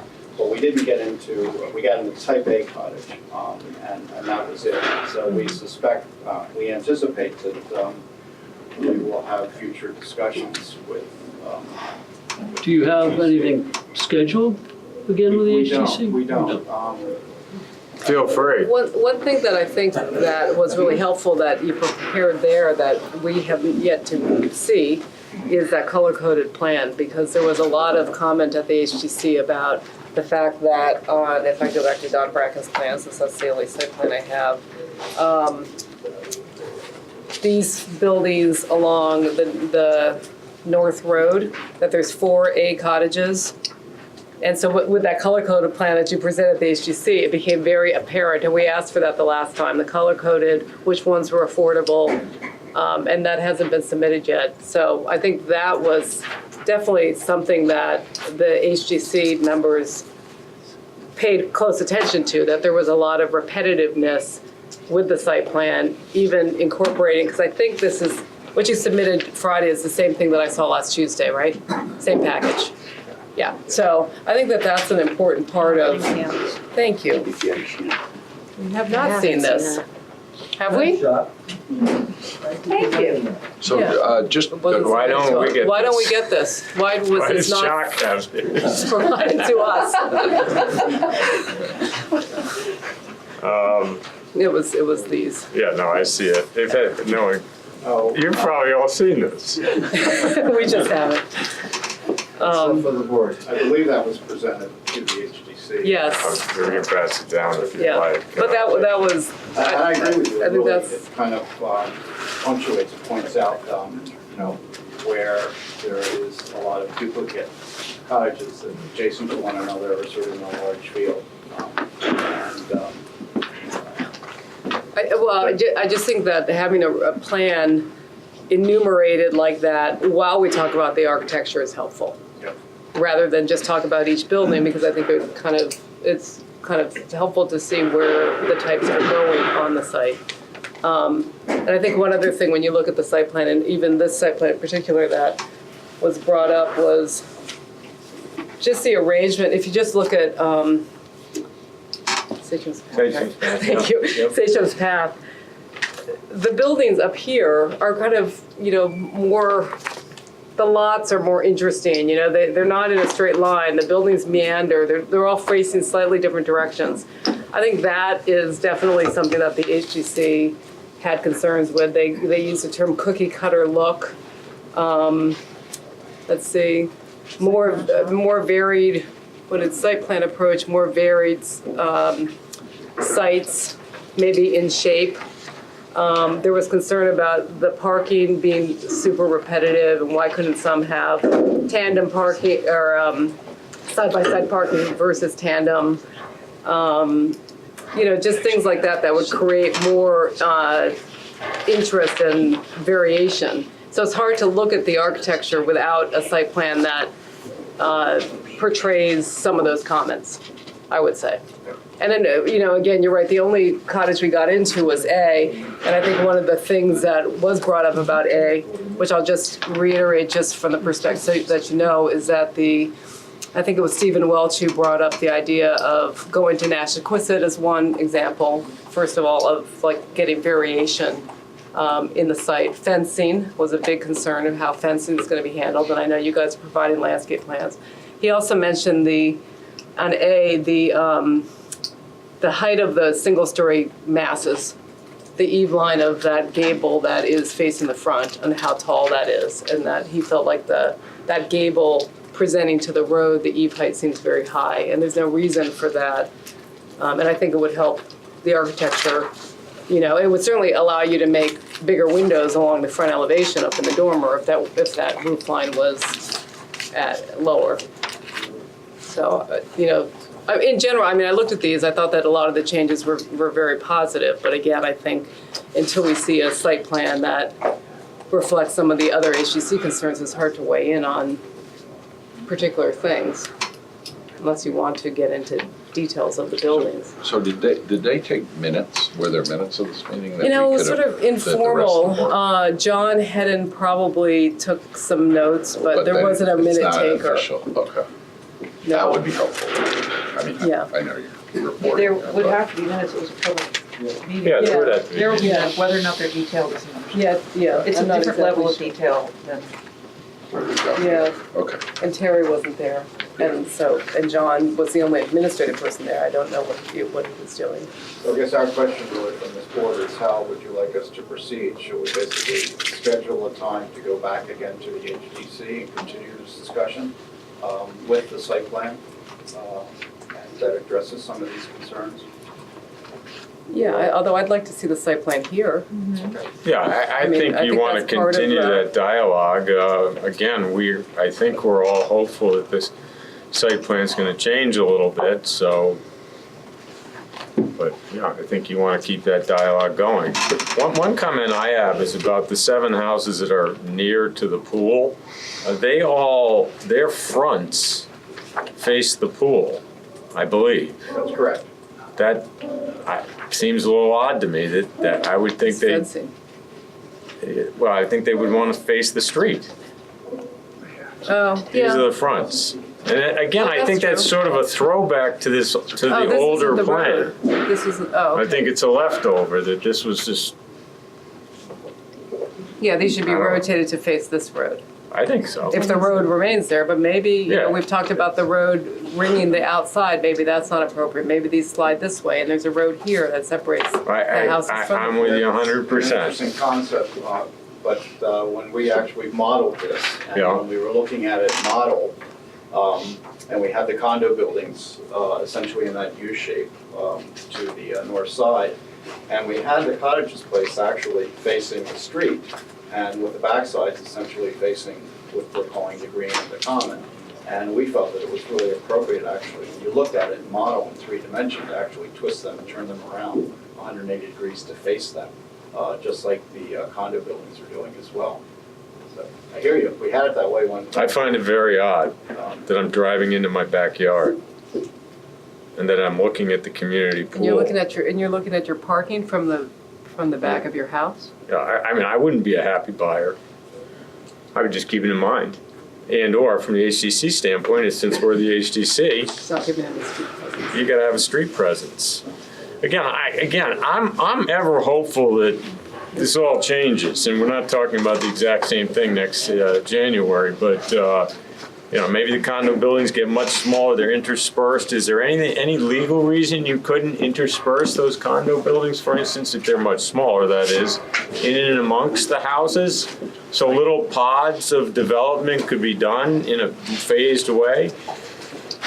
Have you guys looked at that at all, or are we still stuck on the monstrous condo buildings? Well, no, the building, they gave some schematic plans that are a little bit Oh, yeah, smaller. I forgot. But I think that your question is more to the site plan. Are you stuck on having this green with the buildings all around the green and then the pool rather than trying to intersperse? That's our current design approach, yes. Okay. But you've heard from us that we're not I've heard sure that we love that design approach. Okay. Okay. But, does anybody else have any, I think we should go through the buildings just quickly. I mean, I think that the building design is one of the few things that we are near agreement on. So maybe we can check the box.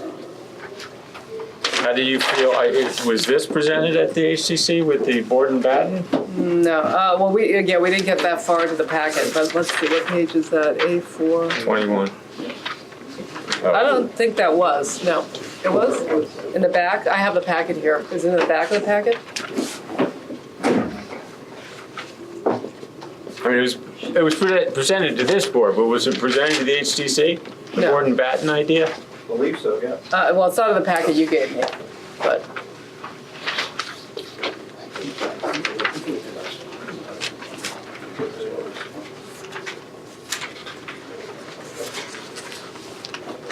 And we never got past the first page of Cottage A. At the Was that HTC. just a time constraint? You ran out of time, or? We kind of ran out of time, and because it was almost 8 o'clock, but it was more, again, the real concerns were about the site plan. Well, we do have, I'm looking at E4, E5. Oh, but this is titled A4, A5. A5. That's why I'm thinking it wasn't. Alternate elevations. I'm For just A. curious what the Not response. for A, but Yeah. Yeah, for A, I'm looking at it. Yeah, Submitted last night. page 22. In our packet. Supplemental. okay. It's not supplemental. It was not a supplemental packet. It's the anyway, I'm just curious how they responded to the board and batten, but it turns out they didn't see it, so. They never talked. We don't have about to talk about it too long. I mean, how do we respond to the board and batten? It's obviously another attempt to differentiate the buildings. Well, yeah, I mean, I thought that was, I didn't love the board and battens, but I, thought that the details on the porches, and again, it'd be interesting to have some different window types. I'm not a fan of the board and batten. I'm not a fan of the board and batten either, so I don't think how does everyone else feel about the board and batten? I don't love it. No. It's used a lot more lately. It is, but using the freestanding buildings like on barns or, the whole house, whole house is not just on wings, it seems a little strange. Is this odd? I mean, I'm not an architect, but when you have different. Yes, I pointed that out last time. And again, if they were to lower the gable, which I can point, this gable, that would allow you to have normal sized windows on the front. On A. Chris, what was the intention? Again, this is on the alternate elevation, which maybe you don't have, but. It's the same as on the A too. Well, not that one. It's The batten board. Board and batten little protrusion has 2/1s, whereas the rest of the house primarily has 6/6s. I mean, I'm not saying these are the final plans, but I'm just. Yeah. Well, the logic there is that it's sort of like a later addition, Okay. to change the style, exterior sidewall material and also the window treatment. How do you think HTC No would feel bueno. about that? I think I've seen them approve different window types, but it's usually on like a sunroom in the back. I wouldn't say not in the front, that wouldn't fly. One of the other things that was brought up as an architectural comment that I forgot about is that they were asking if these were prefab, because there seems to be a lot of space between the head of the first floor windows and the sill of the second floor windows. You know how in a Huntington home you have the ceiling sandwich and then they add another floor sandwich. And that shows up, you can sort of see it in the, right here, you really see it at the front porch here, where the porch is really far from the windowsill. Floor system, so it gets like. I took a look at that, Lisa, and actually, I mean, based on an 8.5-foot ceiling height, everything's appropriate there. In other words, we're not compensating for, a Right. box on top of a box. and those, the windowsill heights that are shown there are appropriate. My thought was, well, do we just increase the pitch on the roof, the porch, to basically, because Ray's comment was, the dimension from the sill down to where the porch roof met the house was somewhat substantial. So the windows, the head heights of the windows of the second floor are 6'8", is that what they are? And so the sill is about 30 inches? Yeah, that's. But you're I'm not. guessing. Well, no, but you're not taking issue with the fact that they are prefabs, are you? No, they're not prefabs, they're stick-built. That was a question. Well, they have used prefabs well, not they, but you used prefabs at Beach Plum, didn't you? Started that way, and then we still do some of the houses, the affordables are still prefab. Okay. At the end. We switched to stick-built after the first 10. But Jamie, correct me if I'm wrong, you suggested that they'd all be stick-built. That we were planning on stick building, yes. Okay, well, it doesn't matter. It doesn't matter to me, I'm just curious. Yeah, and I don't know, it matters to the plan, the comprehensive plan. No. No. Doesn't matter if you're affordable. Well, it's a question. Yeah, the question, we don't have to talk about that now. Okay. I mean, again, I thought the little dormers, if we're talking about A, should be a little steeper.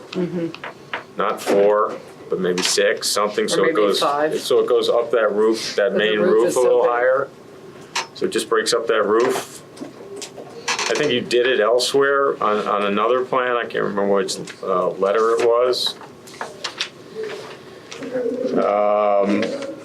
Okay, so getting into the floor plan of A4, I guess anyway, this would be a 4-bedroom, 4 labeled bedrooms with 1 extra room plus the little office, which probably is too small to be considered a bedroom anyway.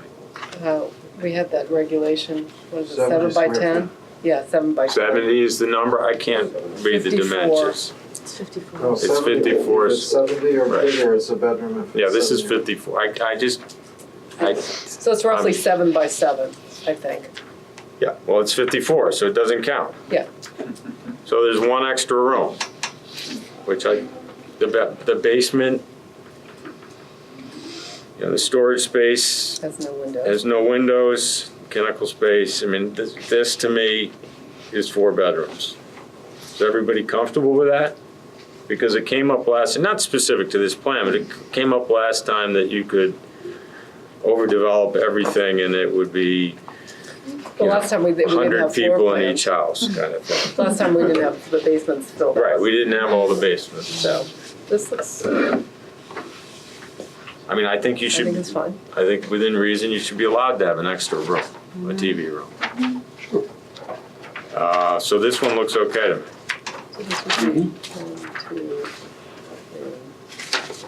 3. Now, A5 is another story. I personally don't think you should have any 5-bedroom houses. I think it's too many people in too small an area, too small a lot, too small a house, too small everything. So obviously I think there are 10 of them. Is that correct? So that'd be 10 bedrooms gone. It obviously helps everything else, less parking, less water, less sewage, less everything.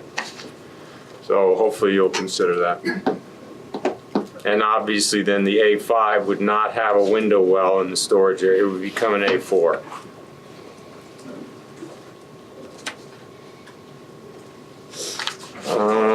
Okay, so those were my comments on A. Anybody have anything to say about B?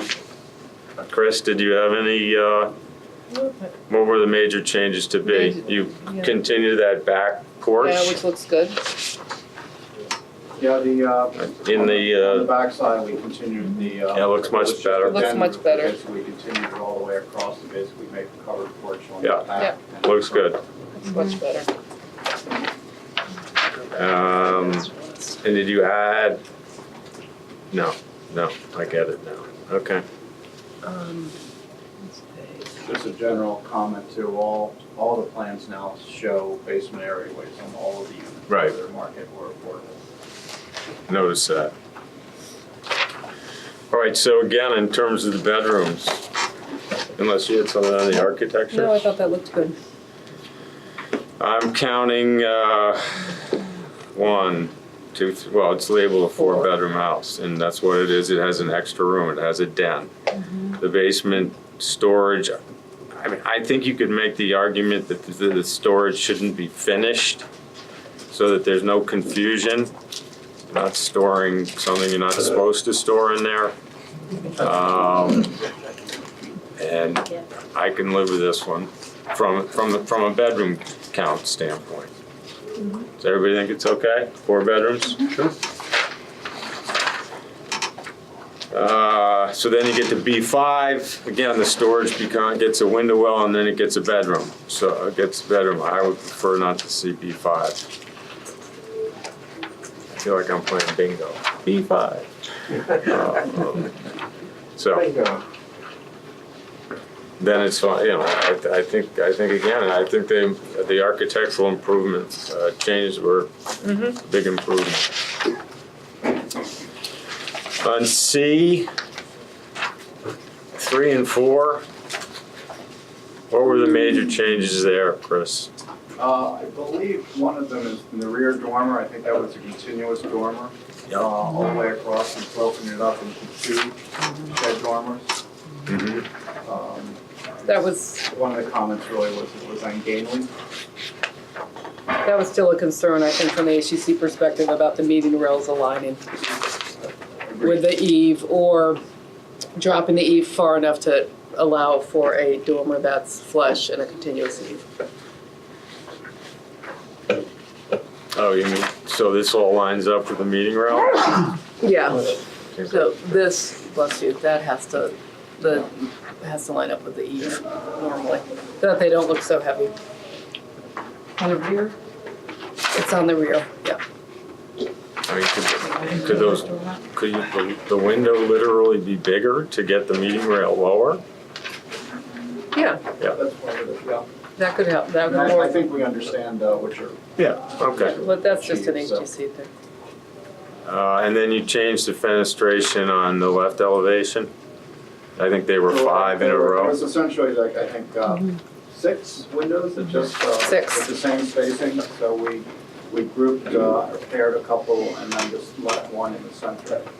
Yeah, that Make looks some better. minor changes to the interior floor plans. All right, so on A3, I mean C3, CA, whatever, CA3.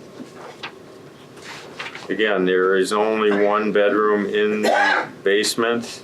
That's the only window, there's a window well in the bathroom, but that's the only window well for a legal bedroom. And then it would be a 4-bedroom.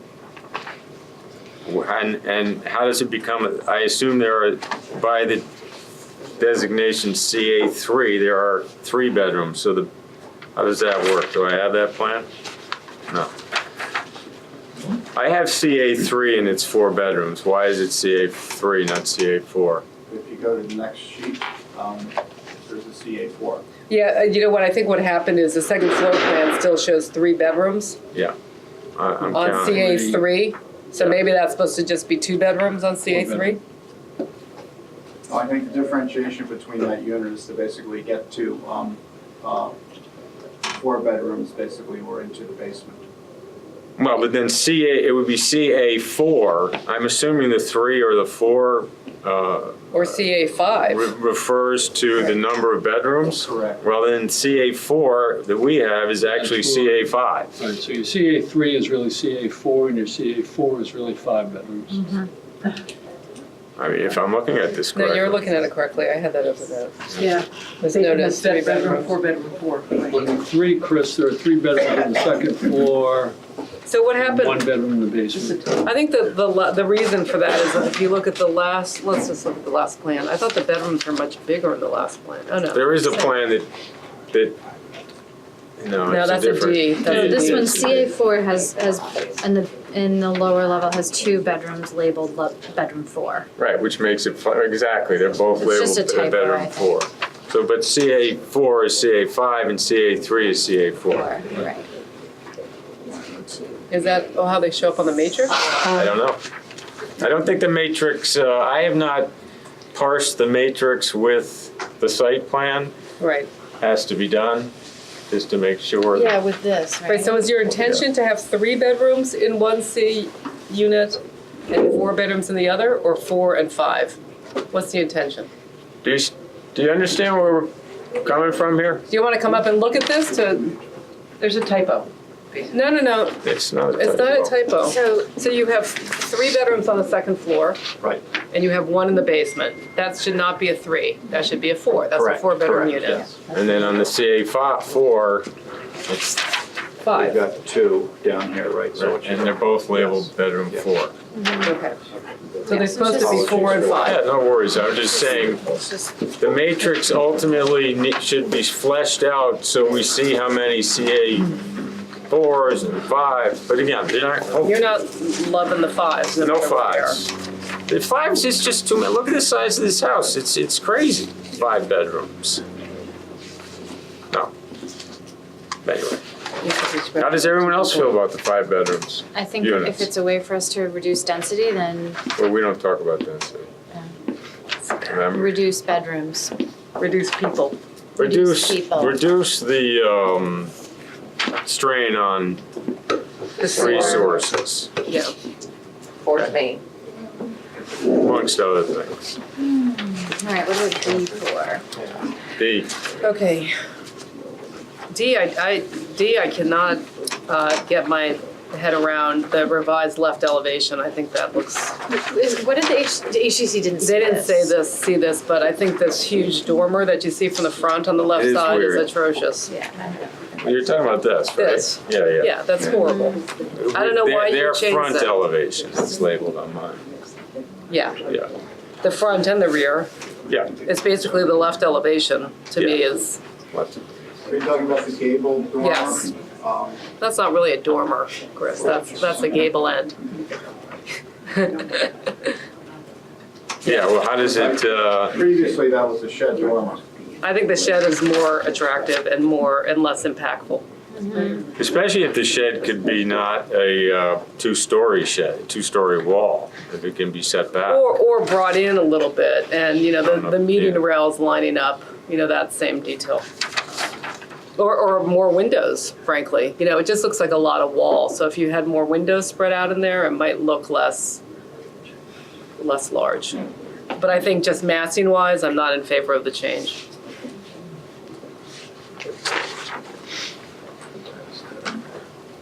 I will say that I did appreciate the addition of the porch on the right elevation. Yeah, no, that looks great. I think so too. And didn't the plate height come down? On No. the rear mast, yes, it did. It did. Yeah. Yes, it did. So I do appreciate those changes.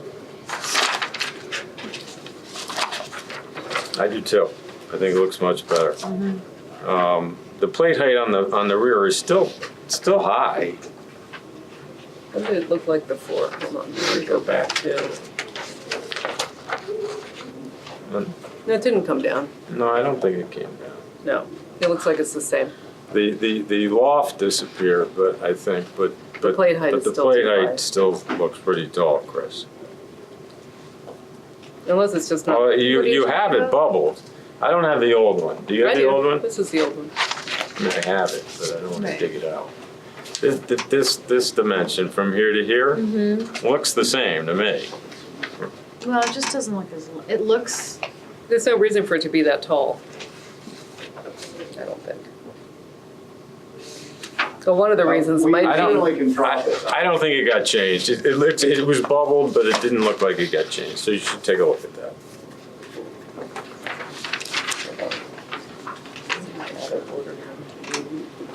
Okay?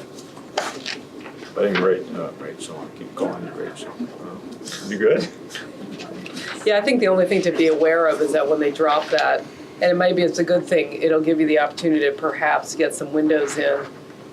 You know, if they lower that, maybe, if they lower it, they have to add fenestration or else it'll just be a blank wall, but they can deal with that.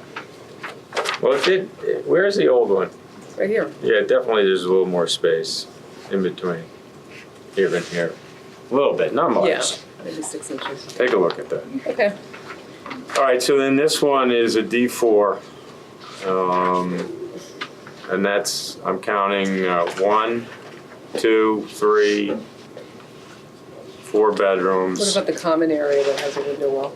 The common area has a window well, the sitting area has a window well, and you already have an extra room, the office, which definitely is big enough to be a bedroom by code. Right? Yes, it is. Yeah. 157. Mhm. Yep. So, this one, I mean, my note was too easy to make a 5-bedroom. Never mind the, yeah. So that needs some, I mean, at a minimum, you have to get rid of the window wells, so those rooms can't be made to be bedrooms, legal bedrooms. How does everyone feel about that? I agree. Just a question though, I mean, for it to be a habitable room, and to be a room that has a use other than a bedroom, wouldn't it be appropriate, it seems to me it would be appropriate to have some light and ventilation. Well, what's the difference, what's the difference between a sitting room and a common area? You have 2 rooms now, so one of those, the sitting area could, except for the fact that the stairs coming down in it, presumably could become a small bedroom. Well, I'm sure. Yeah, I don't think, you don't get two common rooms, you get one, the other one's storage. I mean, you can pick which one you want. Or relocate the exterior stairs so it comes down differently. I think that's the issue, is you have the main stair coming down to the sitting room, which makes sense. At the bottom of the stairs, you have a room. And then you have your exterior stair dumping into this other area that you're calling the common area.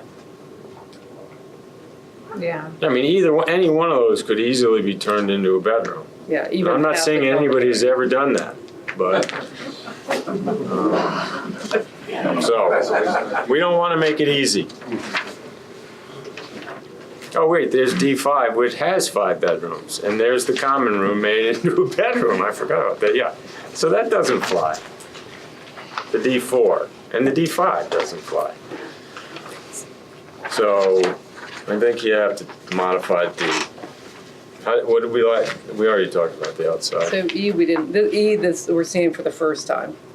E, we saw a version of E. We did? It was labeled maybe something differently, but yeah, with that back appendage. Oh, yeah, it was C. It was C. It was C. But, And I do appreciate, I don't love the board and batten again. I appreciate that you made those windows an inset dormer On the, on the rear. elevation. Yeah. Rather than that big dormer. and is your intention to have rafter tails on here? Yes. Yes. Like that? It's a nice detail. Wouldn't you put them on the front as well? Here? Yeah, they're probably just not drawn. Yeah, you can see them. They're on the porch, but not on the upper eave. I'm assuming they're gonna be No, on. they are. Right? See? Okay. Well, that's in the dormer, I'm saying right here. Again, it's probably just a CAD thing. CAD thing, yeah. I don't love the mixture of the window types. But, you know, that's, again. Yeah, that's a detail we That's a can. detail. Are you referencing the 6/1s as opposed to the 2/1s? I think I'm referencing the glass size on the 9 light casements, looking very dissimilar, not at all like the 6/1s. And same as the 6 light windows in the back dormer. They look more antique, you know, in terms of their scale. And then the 6/1s to me look to be of a, you know, early 1900s kind of house where it's 1930s or something, where they're bigger pane sizes. They just look incongruous to me. Not a huge deal, but. No, but I mean, all in all, it doesn't look bad. I mean, I think that, maybe a little porch roof over the mudroom door is nice. Yeah, It would break up that I think I drew that. elevation and give a little protection as you get in the door. Little shed or something like that, a little shed roof. I'm not a big fan of board and batten either, but it would differentiate things a little bit, but certainly think about that. So then we good on the outside? So then on the inside, we have 1, 2, 3, 4. This is an E4. Possible finished storage area. 2 laundry rooms? 2 laundry rooms. 2 mudrooms. Yes. Upstairs, and then, where's the other one, on the first floor? Mhm. Yeah, I see it. You can't restrict. Yeah. I mean, if it's shown as a laundry room, you gotta put everything in there. You can't have, no, oh, we didn't want the laundry. I think the only thing that we had commented on was the length of that rear L, but that was, The length of the rear L is roughly 24 feet. did that change? Because we had made a comment on. I don't think it changed, but Oh, I see closet. I don't know. No, we didn't, but, I mean, maybe that's not a big deal, it just. well, it certainly could be a little I think smaller. if they wanted to incorporate this look of the 2/2 windows, which I do like the mixture of, maybe that whole room becomes, then you could do like an added sunroom that had a different window type that would look like it was built later and not have to use the batten boards. Lisa, can you? I was just saying, sorry, Chris. You're on E. E4. L.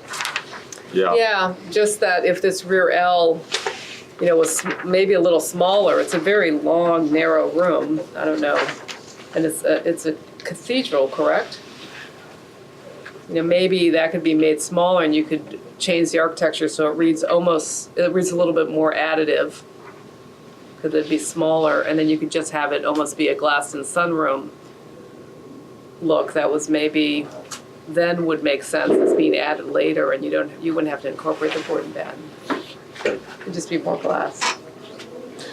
But I don't know. That's not a big issue. I'd defer to you on that one, yeah. It's not a. I don't have a big problem. I don't have a big problem with it. I just don't love the board and batten, so I'm trying to get away from that. So. I mean, yeah. So the floor plan, this is an E4, it has 1, 2, 3 bedrooms upstairs on the second floor, and 1 in the basement. It has a finished storage adjacent to the mechanical. I would prefer to see that all as unfinished mechanical space, so there's no temptation. That's a good idea. E5. And then again. E5 has the 5th bedroom in the finished storage area with a window well, so, and a bathroom. So, again, I think 5 bedrooms is it's just asking too much in this site. I already talked about the architecture. On to F.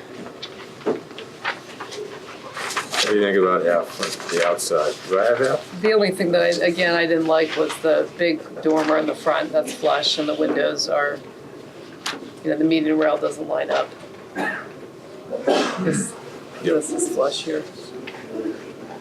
I don't know why you couldn't do it more like the back, where it was a broken back and made it symmetrical.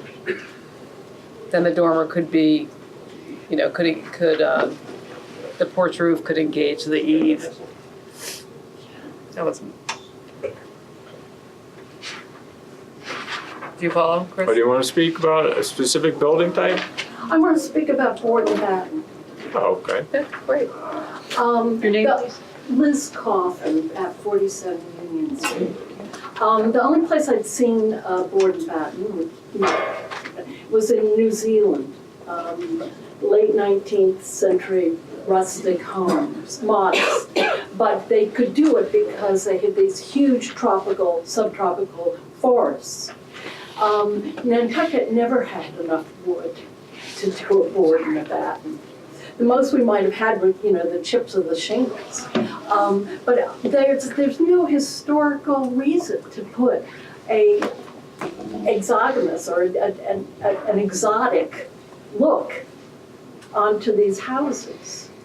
I'm not saying they all have to be gray shingles, but I don't think that board and batten, I concur with what you're saying about it. There's something innately wrong. And what's innately wrong is that historically we didn't use our wood that way. We were burning it. Thank you. Yeah. Yeah, I think we're in that's a good agreement that, but in the architect's defense, they're trying to mix things up a little bit, but maybe it didn't work. You do want to speak about the board and Yeah, if you batten? don't mind. That was part of it, and there's a great example of one that's just built on Clara Street.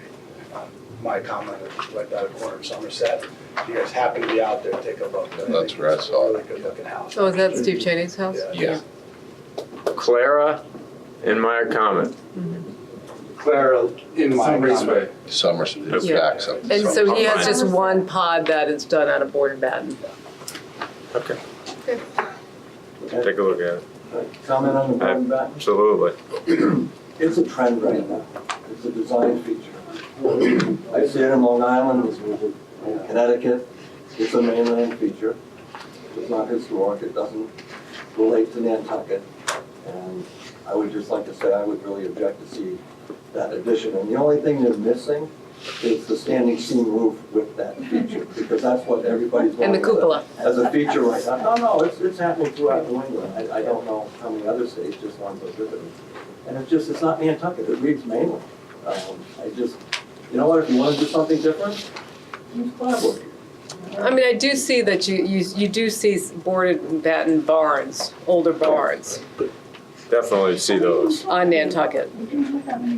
I know, but I've seen some older ones that are board and batten. There's also one on. No, I know, I'm. Let's not get stuck on the board and batten. I think we've already said that we weren't fans of it.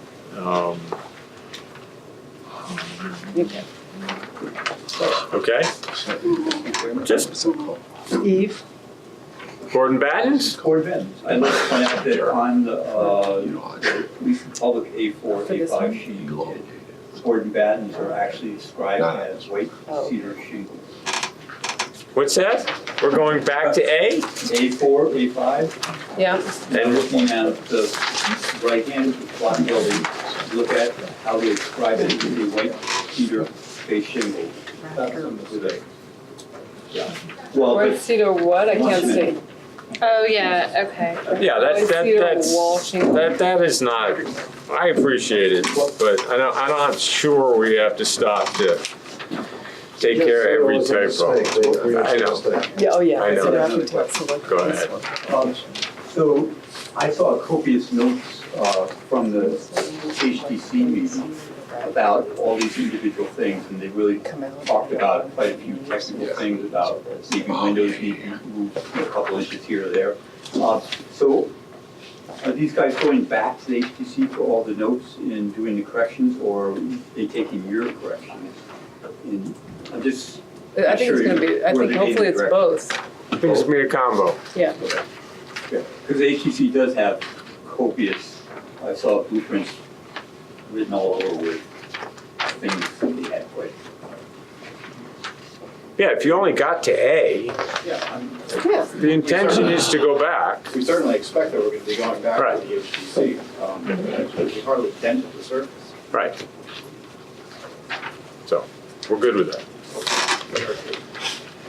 So where were we? I'm just curious, why are they all, I thought the A designation used to be, and again, I don't want to get stuck in the minutia, but I thought the A designation is affordable, correct? No, it's type A. No.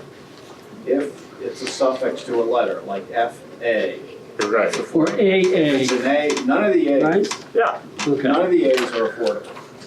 No, I knew that, but I'm only looking at FA3 and FA4. There's probably an F3 and an F4, but they're the same. Yeah, here's FA. Wait. No, I got FA3, FA4. Maybe F is only affordable? Are the F units only affordable? Yeah, please don't. Okay, well, that's. They don't have a I market need- rate F. I needed my site plan to Here, color code it. let's look. These are all coded to something. Affordable family cottages, type F. Year-round single-family cottages. There is no type F. On, The year-round single-family cottages. gotcha, well, they're not year-round. Well, that's what this, I'm just reading what's on the site I know, plan. you just need to tighten it up, if you will, on the Yeah, 'cause this is saying year-round. labeling and whatnot. Family So- cottages, so, well, you probably don't want to do that. I mean, is that a twist? No. Just check. Okay, so the Fs are all affordable. Okay, just curious. Again, I didn't, And the F looks like it's a spin-off of another letter, right? The second floor plan looks familiar, so that might just be, the F might be the yeah, it's version of similar. affordable. The other one had the bedroom and the bathroom in the middle. Remember these funny, really Anyway, closets, but. so FA 3 and 4 on the outside, you made some changes, just some, again, a porch on the front. Lisa, you still have a little bit of comment about that eave line. The big dormer and the eave. Again, That's on the back, sorry. I don't know how this would work, but a little porchlet over the mudroom door is always nice. Is that the mudroom door? Yeah. I don't know if you could wrap that around, would that look weird? Just stop. Just think about it. It's gonna get very short. Right. At that point. That's what I mean.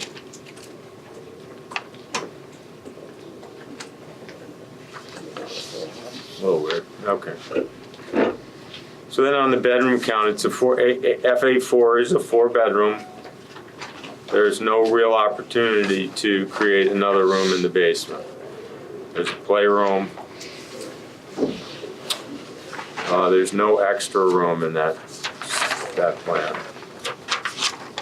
FA3 is the same plan, except the bedroom is not included. It has the window well, so you would need to eliminate that window well, so it's clear that can't be a bedroom.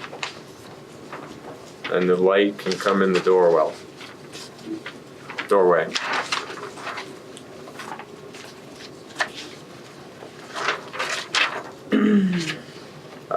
GA3. See, these are the affordable units of the other. Right. Because this has the same weird This is the gable same, thing. yeah. And the eave height and. Right. Yep. And I think what happened is it kind of looks like this was dropped, but this wasn't. I don't know, maybe. Did you check? I'm gonna check it. 7. I haven't forgotten yet. Okay. So it's the same basic plan. Yeah, it's the same basic plan. So it was just that gable and then again, this is whether or not the meeting rails line up, that's just an HGC comment. And whether or not this can be dropped more. Yeah. Okay, so then on the inside on the plan, there is an extra room upstairs. It's labeled an office. It's 148 square feet. There's bedroom 1 and 2. So that's technically a bedroom. That's technically a bedroom from a bedroom count, if you go that route. Has no closet. And that has no closet. That's a question mark, but it's labeled as a 3-bedroom. And the basement is just one big finished space with a door in it. No window well.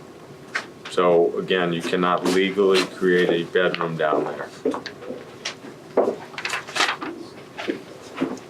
They don't have a den. Yeah, I arguably This could be a TV room. you can have an extra room. So that one's probably okay. Why would I get a window well? Well, because all of a sudden the window well encompasses a bedroom like this, like GA4. Yeah. Unless they're high windows. I was just thinking for. Well, you could have like transom height windows. You mean non-egress windows? Yeah. Yeah, you can do not that. an egress window.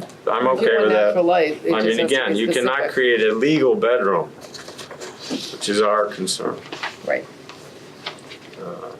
So GA4, it's the same exterior design, it just has the window, a window Nice big bedroom. in a bedroom in the basement, but it has no window well. I assume your intention, Chris, was to put a window well there? Yes. It interferes a little We're bit. just lacking the graphics to Yeah. depict the window well. Okay. So those are my comments and about the revisions and everything. Does anybody have anything else to add? No? No. So where do we want to go? Some revised condo thoughts? Yeah, go ahead. Go ahead. Please.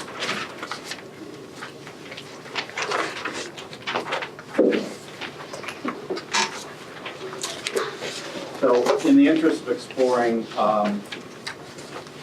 other design options for the condos, we prepared some very early design studies. And I think it should be expected there are going to be some discrepancies and inconsistencies between floor plans and elevations. We're We understand trying those to put sketches. more material in front of you to sort of get your response.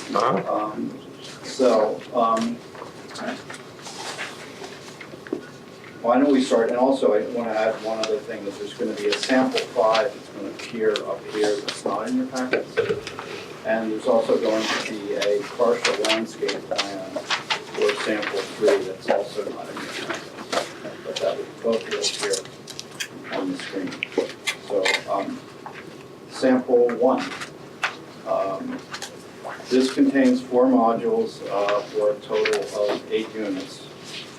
This building includes 2 3-bedroom units and 2 2-bedroom units, each in 2-level townhouses. The lower level contains bedrooms and a below-grade private outdoor terrace. The first floor contains living, dining, and kitchen area. I've been calling these upside-down townhouses, and that basically you enter still at the first floor, but to get to the sleeping level, you go down as opposed to going up. The second floor contains 2 1-bedroom units and 2 studio units with private entries from outside the first floor. And if we can proceed through the building elevations, we've just done some preliminary sketches of what these buildings might appear like. Again, very quick sketches. Really just looking for your feedback. And looking at different architectural styles to kind of alter things. And, if this is a building we approach in terms of design, we have the ability to, I think, sort of modify architectural styles so we don't have identical buildings adjacent to one another, which has been a concern, particularly the HDC, with the very first initial submission. Okay, so that's sample 1. Sample 2 contains 5 modules with a potential of 10 units. This sample contains the first floor plan only. In addition, there is, so I don't have a lower level terrace and I don't have the second floor plan associated with it. And there's one variation shown for facade treatment. How long, can you tell me just approximately how long you're thinking this building is? Roughly 5 times 18. Basically, all of these units are essentially 18 feet in width, so. So 90 feet. 90. Yeah, 18 out to out. So, for instance, the sample 1 is going to be about 72 feet in width. Okay. So they're still fairly large buildings. Yeah, because the old buildings were how long? 130? 118. 118? Maybe that was the rec building. I can't remember. Sample 3.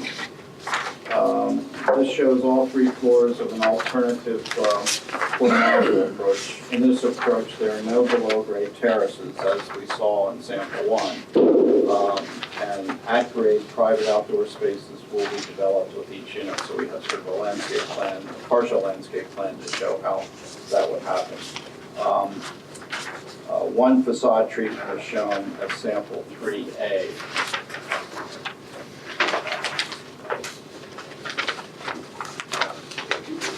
And of course, I think as you've seen with particularly sample 1, there are different sort of architectural styles to approach. Generally speaking, also across the board in all of these, we're basically, the building heights are there, so we're 30 feet or less. This is at about 28 and a half feet or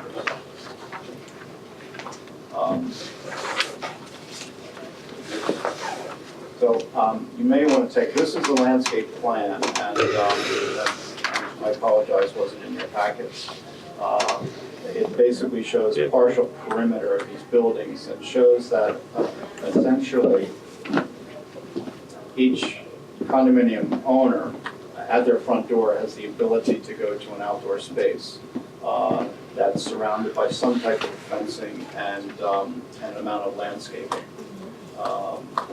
And depending on the size, some of the smaller terraces are associated with the studio apartment or one-bedroom apartment, whereas some of the larger terraces are associated with a two-bedroom or a three-bedroom apartment. I know there's been some commentary about sort of outdoor spaces, and this is a response to that.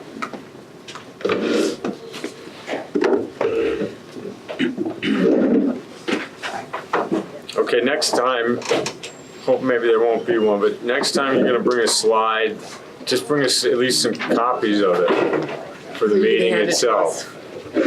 Especially when the screen is behind us. It's pretty difficult. Chris, how are you dealing with the notion of storage and when the basement is not just storage, but HVAC, infrastructure, et cetera, when every inch of the basements in these modules are built out? Well, we've had some discussion about actually having outdoor sheds across the parking area, structures that basically provide the storage that's not associated with the units in particular. And I don't have anything architecturally to sort of show you. What do you mean they're not associated to the unit in particular? It's a free-for-all? Internally within the unit. But a unit has their own Would shed? have their own. I'm not so sure like that. That seems like a lot of. There's more building. More building. Yeah. And also, I think it's gonna look like a little Monopoly village with all these little things lining the parking lot. Hotels and houses? I'll give you 4 houses. But what about the HVAC? The plan is basically that all will be contained in the units, within the units. So in the ceiling sandwich or something? Yes. Yes. Or in the attic, okay. I don't know, I'm still not a fan of the basement, but again, if you want to have that many fewer buildings and put the units in the basement, it's up to you. I also. One other comment, I know it'll come up at some point in time, outdoor units. And in particular with sample 3, we're planning on essentially a trough. So that if you're looking at the drawing, there's a ridge between these two gables here, and there's actually a trough which would have a U shape to it. And that's where all the outdoor The units would be mounted on top of the roof. Mounted on top, they won't be visible. And they actually serve, I think that treatment, so you don't have the ridge going all the way up, serves to reduce the height of the building to some degree. So. How does everyone feel about the basements? Well, I think they're better now that a whole unit isn't, stuck into the basement. I still, they're not the studio units, so the 3-bedroom units would be, market rate units would have the 3 bedrooms in the basement. They're not gonna be the affordable, it doesn't seem like, some of them might be affordable, but some of them would be market rate. That would have the bedrooms in the basement. Essentially the way we configured, particularly like in sample 3, upside down townhouses, so basically the lower level and the first floor level is either a 2-bedroom or a 3-bedroom. Right. And then at the upper level, which they all have their own independent access, will be either studio or one-bedroom units.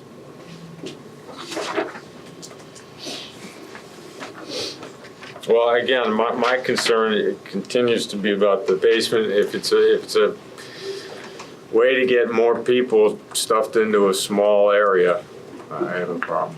Yeah. So it depends on what the site plan, again, is gonna look like, because if there are fewer buildings and maybe, More green space. well, it doesn't even have to be green space. You could use some of the unbuilt areas mitigation space. It could connect, I don't know if it can't connect to this Abrams Path mitigation area, but yeah, I mean, again, it's hard to look at these things in a vacuum.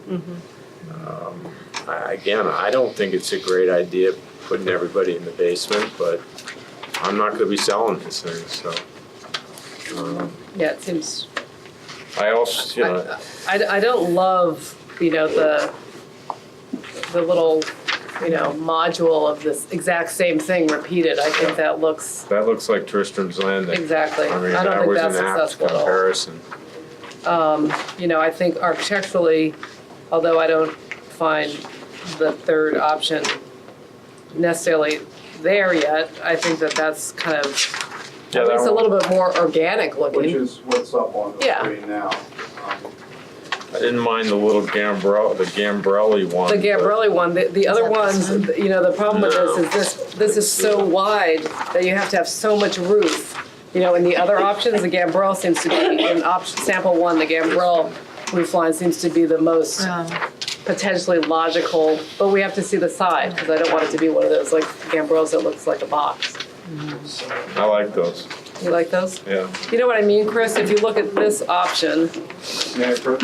yeah, Yeah, hold on, I gotta get the right drawing. These roofs are just so heavy because the width of this is in a logical architecture, this would be the gable. The gable would run, the ridge would run this way. Understood. So this looks very top-heavy. Yeah, that's why I think I'm drawn to this concept here, because if you run that, basically there will be a corresponding gable in through here, there'll be a corresponding gable in through there. And we're not looking at the ends of the trough.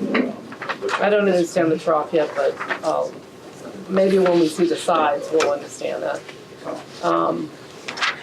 It's certainly a heck of a lot better This than is- the other ones. yeah, I The other don't think ones this are no is- good. This I is- wouldn't go too far with them. I certainly wouldn't go anywhere with the six module. I would Even just, the 5 is. even the 5. Yeah, I mean, wouldn't- this almost looks like a Swiss village or something. Chairman, Yes, could you ask them to put up the slide that you guys are already? Oh, sure. The one Sorry. I like. and we're bouncing around a little bit, yes. Yeah, that would be. Let's go to sample, let's go through each slide and we'll comment on it. Thank you. Perfect, thank you. So let's go to sample 1.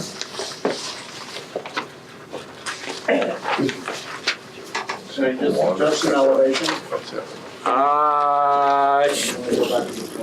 Well, we'll go through the floor plan quickly, So they understand. so everybody understands what we're looking at. Ours, again, aren't color coded, just FYI. We don't get color. No, No, we get the no packet color. didn't have color. It's a little frustrating, but anyway, so go ahead, Chris, explain what we're looking at. Okay, so again, here we have, I'm calling the upside down townhouse. So basically, we have a sleeping level at the lower level. But you also have the benefit of a lower level terrace with all of these units. So it's not a single one-bedroom or studio apartment that's down there. The primary living level is still at the first floor in these. And at the lower level, basically, you all have access to a terrace, essentially below grade. There's no intention to try to raise the floor height. I mean, the floor elevation is what I should say. Well, Ah, there's, is there an option, a sample 5? There's a sample 5 in your packet? No. I don't want to get ahead to 5. No. So are you saying there may be an intention to do that? Or you're exploring that? We have, and again, We don't have 5. This was developed over the weekend, so that's why it wasn't in your packet. But we did develop an option where we actually pulled the first floor up out of the ground. And so we'll have floor plans and building elevations. And then I would keep in mind again, because I think Don did say that this part of the site had some grade change. Keep in mind the grade change and showing that you meet all the height requirements, the zoning requirement. Well, that's I mean, if that we're could be a okay way. with the first, this is what happened over across the street at Surfside Commons. The intention was to have the first floor roughly 5 feet off of above grade, if you remember. Did you sit I on didn't sit that? on that. You were lucky. So that didn't fly. Let's just put it that way. Okay. And Got he was, I believe, asking for a height waiver. He was. Right. And, And that wasn't, the height waiver was, there were many sticking points. but I think we did ask for existing and proposed grade for the On this sites. plan. On this plan. Yeah, absolutely. And we don't have that yet. I'm just not seeing my way. I'm happy to look at it, Chris, but I'm not seeing my way to a first floor elevation of, 4 or 5 feet out of the ground. Yeah, because this lower level terrace might We have not. to progress through here. I Yeah. have sample 5. No, I know. If you wanna- Oh, you have 5? Yes. Because we don't have 5, I so it's sort of understand because we did it difficult. over the weekend. Got ya. I'm back. Go ahead. In the interest of really trying to show you more possibilities. I got you. Go ahead. Should we go to 5? No. No, let's go through one at a time. Okay, so this is first floor plan, so it's Right. essentially primary, living, dining, kitchen space, entry, primary entry, and then you basically go downstairs to the lower level sleeping area. And in this scheme, you basically have access to a lower level terrace that's fully floor grade. I'm not digging those lower level terraces like this one. But I think they're kind of odd. They're odd to be like 10 feet below grade, to be hanging out while somebody's walking to the front door, and I don't know, it just seems odd. You mean with the little bridgeway? Hey. Just saying. You could be the troll under the bridge. Anyway, so that's what took me a little while to understand what you were doing, and then I saw it in the elevation. That's why you have the railings. That seems. I thought the landscape plan you showed for option 3 was more successful, that people actually had some outdoor space that would be pleasant to be in, as opposed to in a little below ground bunker. Yeah. All right, moving on. Okay, so second floor plan, basically it's either, the way the dynamic works here is that if we have a 3-bedroom unit, there's going to be a corresponding, or 3-bedroom townhouse, there's going to be a corresponding 1-bedroom apartment or condo above. With 2 bedrooms, which are basically in the center, there will be a studio that's situated above. All right. Let's not get into the architecture too much. Let's just either sort of give a thumbs up or a thumbs down on the direction, and not the details of sample. 2.1. Yeah, sample 1A. Yuck. I mean, thumbs down. I would say the roof lines are too similar in height. There should be more variation in terms of the roof lines. That would be my concern. I'm not loving the whole thing. Module 4 with the underground terraces and whatnot. Yeah. So, and some of that's obviously driving the architecture as well. Mm-hmm. I sort of like the gambrel, but I like the gambrel. But I that's think the sample gambrel 1C. basically can be an architectural style that really could happy with any of these samples that we're looking at. Well, the nice thing is you get a lot more volume out of a gambrel too, in terms of the second floor, so that would give you maybe more area with less footprint. all right, let's go to 5. Sample 2. Or do you want to? No, that's fine. We good?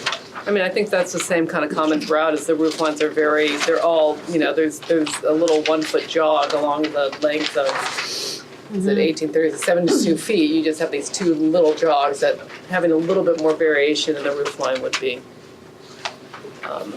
good, because it's essentially gonna be a 72-foot long ridge that's Yeah.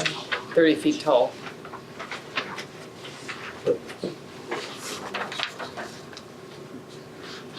Sample two?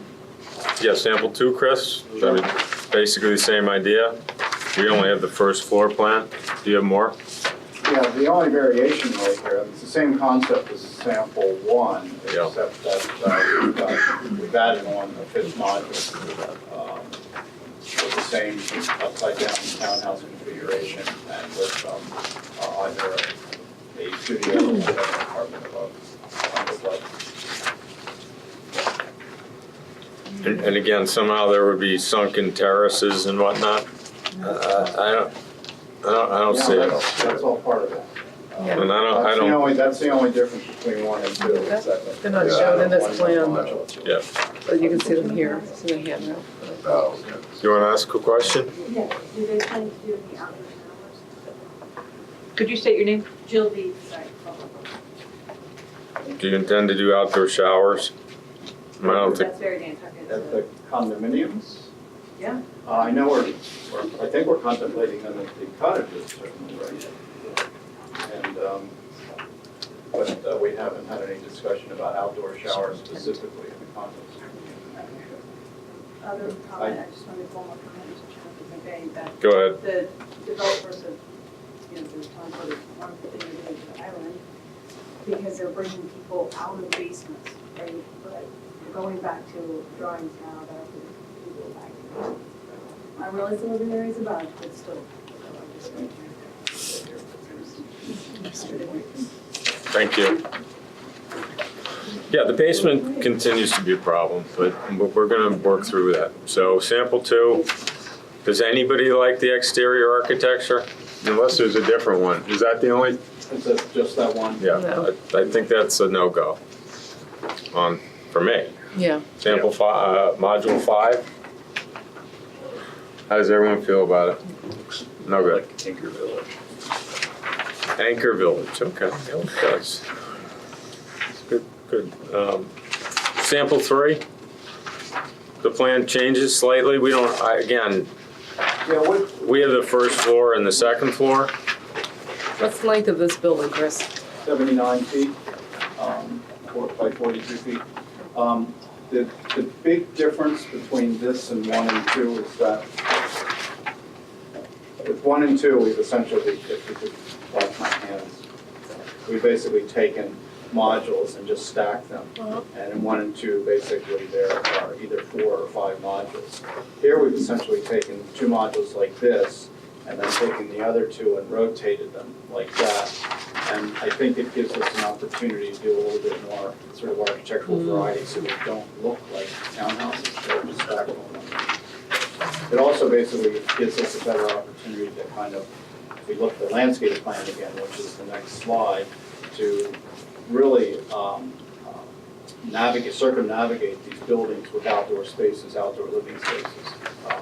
Not just on the front and not just on the sides and not just on the back, but all the way around the perimeter. Are you not contemplating basement living in sample 3? No, that's still the same sleeping area down to lower level, so upside down townhouses with the 1 bedrooms and the studios at the second floor. It's marketable? I was just gonna say. I'm just curious, I mean, from the perspective of if you're selling a 3-bedroom for, I don't remember what the cost is, 650, 700,000. I think it's more. Do you think people are gonna wanna buy a building where their bedrooms are all in a basement? Or buy a unit? I'm just curious about the rationale for that, if that's a marketable plan.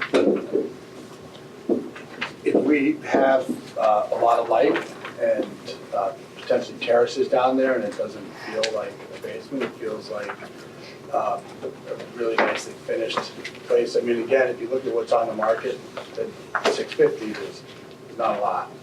But this plan doesn't have the terraces. this particular plan? So again, these are early sketches. Yeah. We're trying to get some direction from you guys. We are committed to outdoor space for the units. And we are trying to work that in regardless of whether it's subterranean or first floor. If it's first floor outdoor space, we'll have to figure out how to incorporate big window wells. So we get the light down there and then still get the outdoor space on the first Yeah, floor. I mean, So this is more like about massing, trying to get some direction, but we understand that we would have to. Yeah, I just want to make sure that they're successful, you know, that, that people are going to want to, right, so I just would think a little bit about that potentially. I mean, I can see like one bedroom in the basement, maybe, but all of them? It's also part of the programmatic thinking we're going through. Yeah. You get a master on the first floor and get, public living space down there, so. Well, yeah, again, I'm troubled by every inch of the basement being such an integral part of the plans. But we're gonna, as you said, these are first attempts. I mean, I like sample 3 from the outside. I do too. If we're gonna go in an architectural direction. That's the most interesting. I mean, we only see one elevation, Right. but it At has least- some potential. And to Chris's point, it doesn't look like a bunch of Little modules. little stuck- modules that have been stuck together. Yeah, I don't think the module thing reads well. And there's variation in the roof lines. Yeah, it makes sense. And so let's see sample 5. Oh yeah, sample 5? Okay, sample 5.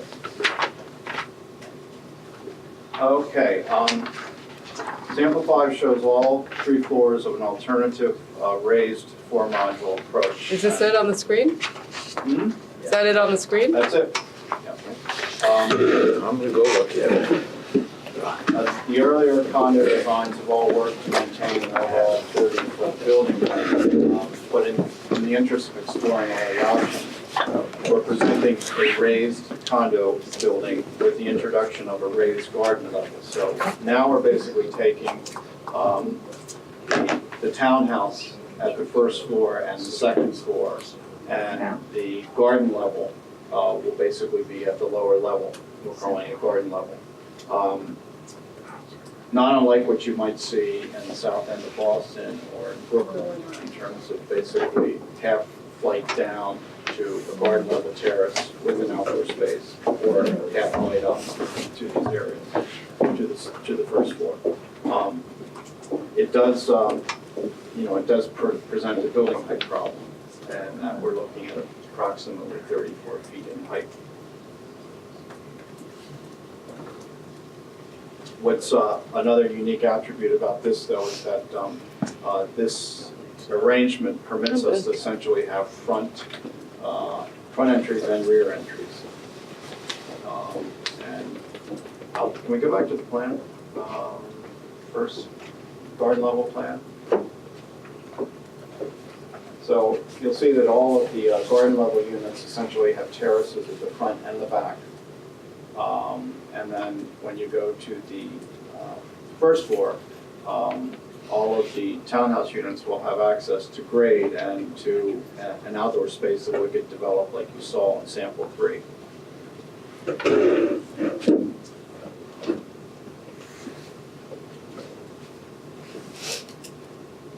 Well, I mean, I think architecturally you could say that a lot of houses on Main Street have I this might kind of raised have used foundation. Nantucket instead of Yes, the south end of South End or Boston. Brooklyn. But I would say architecturally they would not look like your sketch, you know, the sort of Main Street meets the Life Saving Museum. Doesn't really work, you know, with the raised foundation, you're really looking at something that you would find more on Main Street. I mean, maybe the little townhouses at the beginning are a little bit more frivolous and fun, but The Orange Street block, for instance. yeah, that's what I was saying. Those might be a little bit more, not quite as,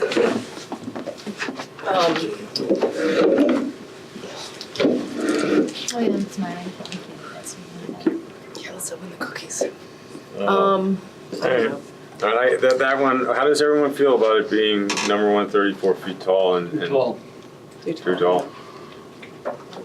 I mean, I think conceptually, for a couple of buildings, if some of them were raised and had garden level units, that would solve the issue of the basement. I don't have a problem with that, but I do think they're probably too tall. And I wouldn't want them all to look like this, to be elevated 5 feet out of the ground. I think that would make it a little bit more interesting if you had some variation where some of them were raised and that's where you utilized the basement. And some did not have basements that were utilized and they were down at grade.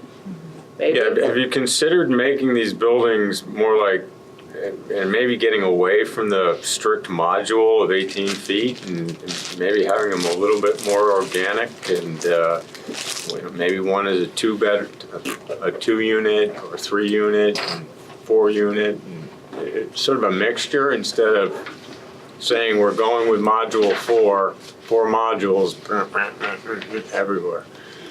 Have we considered that at all and discarded it? In other words, well, I mean, I will say that we've approached this as like, okay, we have a 4 module unit and our intention is to basically sort of use that same unit everywhere around the site. I mean, we haven't explored that. Well, maybe it'd be worth exploring. I'm not a site designer, but again, something that just doesn't look like these things are plopped down, so to speak. I mean, I like the idea of having some variation between those buildings. Yeah, absolutely. And maybe they're segregated and they don't go around the common green and two smaller buildings share a little common space and they share a grill space and then. Yeah, I'd almost prefer not to see the big common green and put the parking inside. And if you're gonna go with this monolithic plan where everything is massed together, and it's not sort of broken up into little pods or anything like that, I put all the parking in the middle, so everybody doesn't have to look at it. Well, everybody will have to look at it who lives there, but they have to look at it anyway. Anyway, I think it needs some work, but Well, I appreciate your comments. That's all we have to present for you this evening. okay, thank you. Thank you. So having said that, where do we stand, how long are we staying? You guys taking the boat? Yeah. The boat? Some of us are trying to plane, I don't know. Some are flying on the 8th. Yeah, we're talking about now.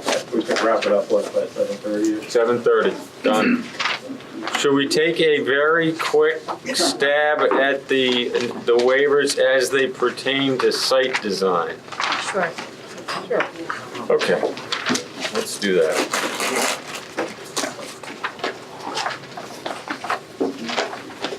So we're not gonna get into, if I miss something, feel free. I mean, the first one is on page 64 in our packet, number 1 in the waiver list. Section, I'm not getting into the impervious thing right now. Section 139-16 intensity regulations. And the waiver requested with modifications are allow minimum lot size of 5,000 square feet, allow frontage of 25 feet, one of the lots. That's the one which one is that? I think it's that little funky one in the corner. Well, let's. Not the weird curved one, but the one that with the barn on it. Oh, yeah, That one, this one. yeah. Okay. I assume. That I actually don't mind because it's giving that house a different presentation to the street, which I think is nice, and it's set way far back, so. Allow front yard setback of 0 feet, allow side and rear yard setbacks of 5 feet, allow ground cover ratio of 30%. So, how do we feel about these kind of things? Does anybody have any I comment? don't love the 0 front yard setback. I don't love that either. Yeah, I would think you don't want to ask for a 0 front yard setback. How does everyone else feel about it? I agree. Is there a reason for it? Like, Is there some compelling reason for the 0? There are a couple better off with the first plan, but there are a few lots at the curves where it gets pretty close to the curves, so we'll continue to ask for 0 setback. Maybe the lots have to be a little bigger. Something, I mean, units could change a little bit if it's what do you think, 5 feet or? I think it should be 10. I think this should be 10 yards. I mean, it's like a R1 lot, right? Or 10, or whatever it's called now. Yeah. You know, it's a 10-foot front, 5-yard side, 5,000 square feet, 30%. I thought those are 5. I don't know. They'll keep changing it, you know, up by the cliff, that kind of. Yeah. So, I would be willing to go less on the front and more, if we could get more on the side. So. Yeah, and also I think that if there's a compelling reason for a lot here or there to have that. I agree. Then I'm willing to look at it. So in other words, I just don't want to make a blanket statement. right, the waivers would be individual somehow, can we do that? To each lot? Well, it'd Yeah, 'cause be we're on the doing the other one comprehensive is plan and we'd be site approving that frontage. plan. Okay. And what about for, you know, in R5, I think you have for the side and rear, it's like one gets 5 and one side is 10, one side is 5. I thought, yeah, there's one that, yeah. Well, I don't know that we have to match that exactly.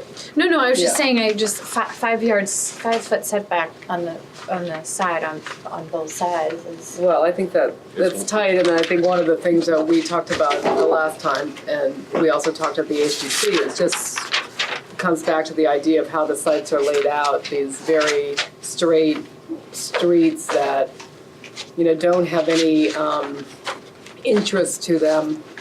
That if some of the lots were configured a little wider, you know, I think one of the reasons that Beach Plum is, and I didn't drive through there today, but is successful is I think there's a little bit more variation in the lot sizes and how the buildings present themselves.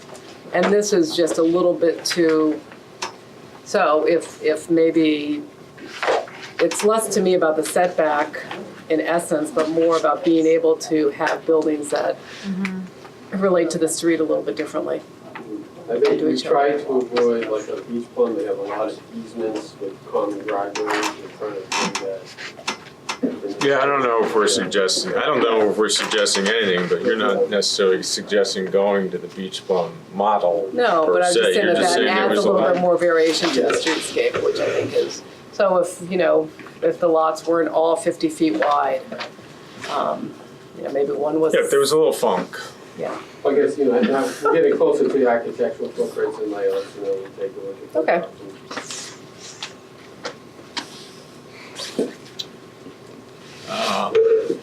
The 25 footer, you don't care? I mean, well, I would say we could say no to that, and then that lot becomes a park or something. Actually, I don't mind that one, because again, it allows that building to be set back from the road a little bit, which I think is kind of Makes it attractive, makes it a an little attractive different. lot. Are you on 64? Which one are you looking for? 64. The waiver list? Yeah. Oh, here it is. I had put it aside. So I think, isn't that something that we, again, we're looking at the comprehensive permit. I know that's why I lost it. I think it actually doesn't look bad, because I actually, again, I'll appreciate the fact that this is not lined up on the street like the other ones. Yeah, I hear you. So I think the only front yards, you know, I guess, I mean, if we bless the comprehensive plan, and there, you know, there's only a couple instances where they are at 0 feet because of a rear L, that's the only place they can be at 0 feet. Yeah, no doubt, but Nobody can come up and build a building in the front of this at 0 feet, or put an addition on without coming back, so. No, but by the same token, if you just say no to 0 feet, you have to fit everything else in an area. Well, let's, So- I'd be willing to talk about it more as we see a plan Yeah, that as we comes. see Okay. a better plan. Okay, because the plan is pretty clear right now. Right, but we're what they asking them wanna to change do. the plan. I know, but we were Yeah. asking them to change it, so. Well, yeah, I know. I'm just saying this could get away, but we'll move on. Okay. So I'm at 68. Now I'm confused. You know, the There. reading the parking. No, wait It's a on the minute. back. I just got my So page. what happened to the ground cover rate? It's still 30%. Oh, okay. It's not 50 anymore. They've updated that, right, to 30? Yeah, it's allowed ground cover ratio of 30%. The ground cover ratio in the LUG2 area is 4%. So obviously it's a monster bite at the apple, but I mean, that's Screening, right? screening of parking, 139-19B, 1 and D. waive requirement as applicable to condominium lot for 10-foot wide planting strip with at least one tree per parking space in parking lot with 20 or more spaces. Same waiver requested. When I say same waiver requested, I'm referring to the fact that was the original waiver request on the 156 units. This is on the 100 units. So, you feel any reason to waive Screening? the screening or the requirement for trees? No. No. No. I think that's unanimous. Jim? No, I agree. And just, Go ahead. it's not about the waivers, though? What do you mean? Well, just because it has to do about the site plan in general. We had talked last time, I think Jeff brought up that he didn't think that the rain gardens should be in the buffer because the buffer shouldn't be disturbed. I think you said that, Jeff? I can't remember. I did say that. So I just want to reiterate that I as still you're do looking at feel the that site way. plan. Okay. And then I noticed that in the front buffer, the whole pump station, the generator, all that stuff is all in that 75-foot buffer at the front. So ideally, those buffers are remaining buffers and not cut, Right. which is what we said last week, I think. Right, and I think, the original buffer in the front, I don't remember exactly what it was offhand, but we're still maintaining at least that vegetation, amount of vegetation. And the draining system, we really don't have much of a choice, except to put it, as close as we can to the back of the lots. Well, can't you make the buffer, put the drainage system into a deeper buffer so that the buffer's what you're showing now and then move the drainage system outside of that? Then it would squeeze all the lots. Yes, we understand. I really have a problem with a parking lot and then a rain garden, and then you're left with zero buffer. Yeah. You've got multiple cars parking against people's property. There's just a lot of stuff in a relative, 13 and a half acres is a big area, but it's not that big when you're trying to put all this stuff in it. So maybe there needs to be less stuff. And we still need to come back, once we get the layout close with the detailed landscaping plan, like the screening and parking waiver, we obviously we'll need I just wanted to bring that up so that when you're working the site plan, you Yeah. remember that it was a concern. In the rain gardens, we already have another option we're working on. Okay. Okay. In the rain gardens, like we talked about last time. Good. Okay, the driveways, I don't think we need to talk about issuance of building permit and use permits. We definitely have to talk about it, but it doesn't really inform the site plan. Occupancy permits, same idea. Jim, Yeah, can I go back to the setback waivers just for a second? sure. What are these, zero setbacks and 5 feet setbacks for the cottages have anything to do with people having the right to put swimming pools in? Has anyone ever talked about? They have to show them on the plan. Yeah, there's no. The applicant has talked about spas, but they're not on the plan. But once they sell these properties, No, the comprehensive permit would remain in effect, and you can't just because you buy it even a second time, correct me if I'm wrong, the comprehensive permit runs with the piece of property. So if we say no swimming pools forever, it's totally legitimate. Yeah, because Marcus should flag that. If somebody went in for a building permit application, Marcus should flag it. Yeah. Did you have something to say about that? Yep. Go ahead. Actually, might be a question George may know, because in one of the letters from the selectmen, they talk about the pool, and they said pool or pools for this development. Do you remember that letter, George? I'm trying to. I don't, but. That might be the MPDC. But if they did, I don't. Because they're not usually, they don't do spelling errors, and so it was just something, that would be great if you could just put that in, because the selectmen did bring it up, and in a letter that I think went to you guys, and it says pool, and then they put in parentheses, S, pools. So that would be helpful. Thank you. Again, just looking at the site plan, you might be able to get a pool in there, but it would be a small pool. There's not a lot of room in this site plan if you want to try to get even more on. We're not going there. So anyway, Okay, HCC we don't have to talk about, right? HCC we're not talking about. Sewer. Trees and shrubs. Well, I would just like to again, just to inform you a little bit, not necessarily about the site plan, but stuff like where you expect us to become the governing board. We'll make the decision, but it's like to the extent that the construction of the project may require issuance of a permit for opening of any public way or any other matter requiring a permit under Nantucket Code Chapter 127. I don't see that we're issuing road opening permits. No. So just be forewarned. A lot of county roads, sir. Whatever. Blah, blah, blah. Waive open public open spaces, and I don't think we're gonna waive. There's going to be some open space. Right.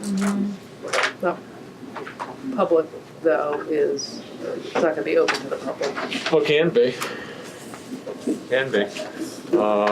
We could require some kind of little park, streets. The roadway layout and parcel perimeter monuments, I think you should have to monument everything, especially in these times, so that everybody knows what's what.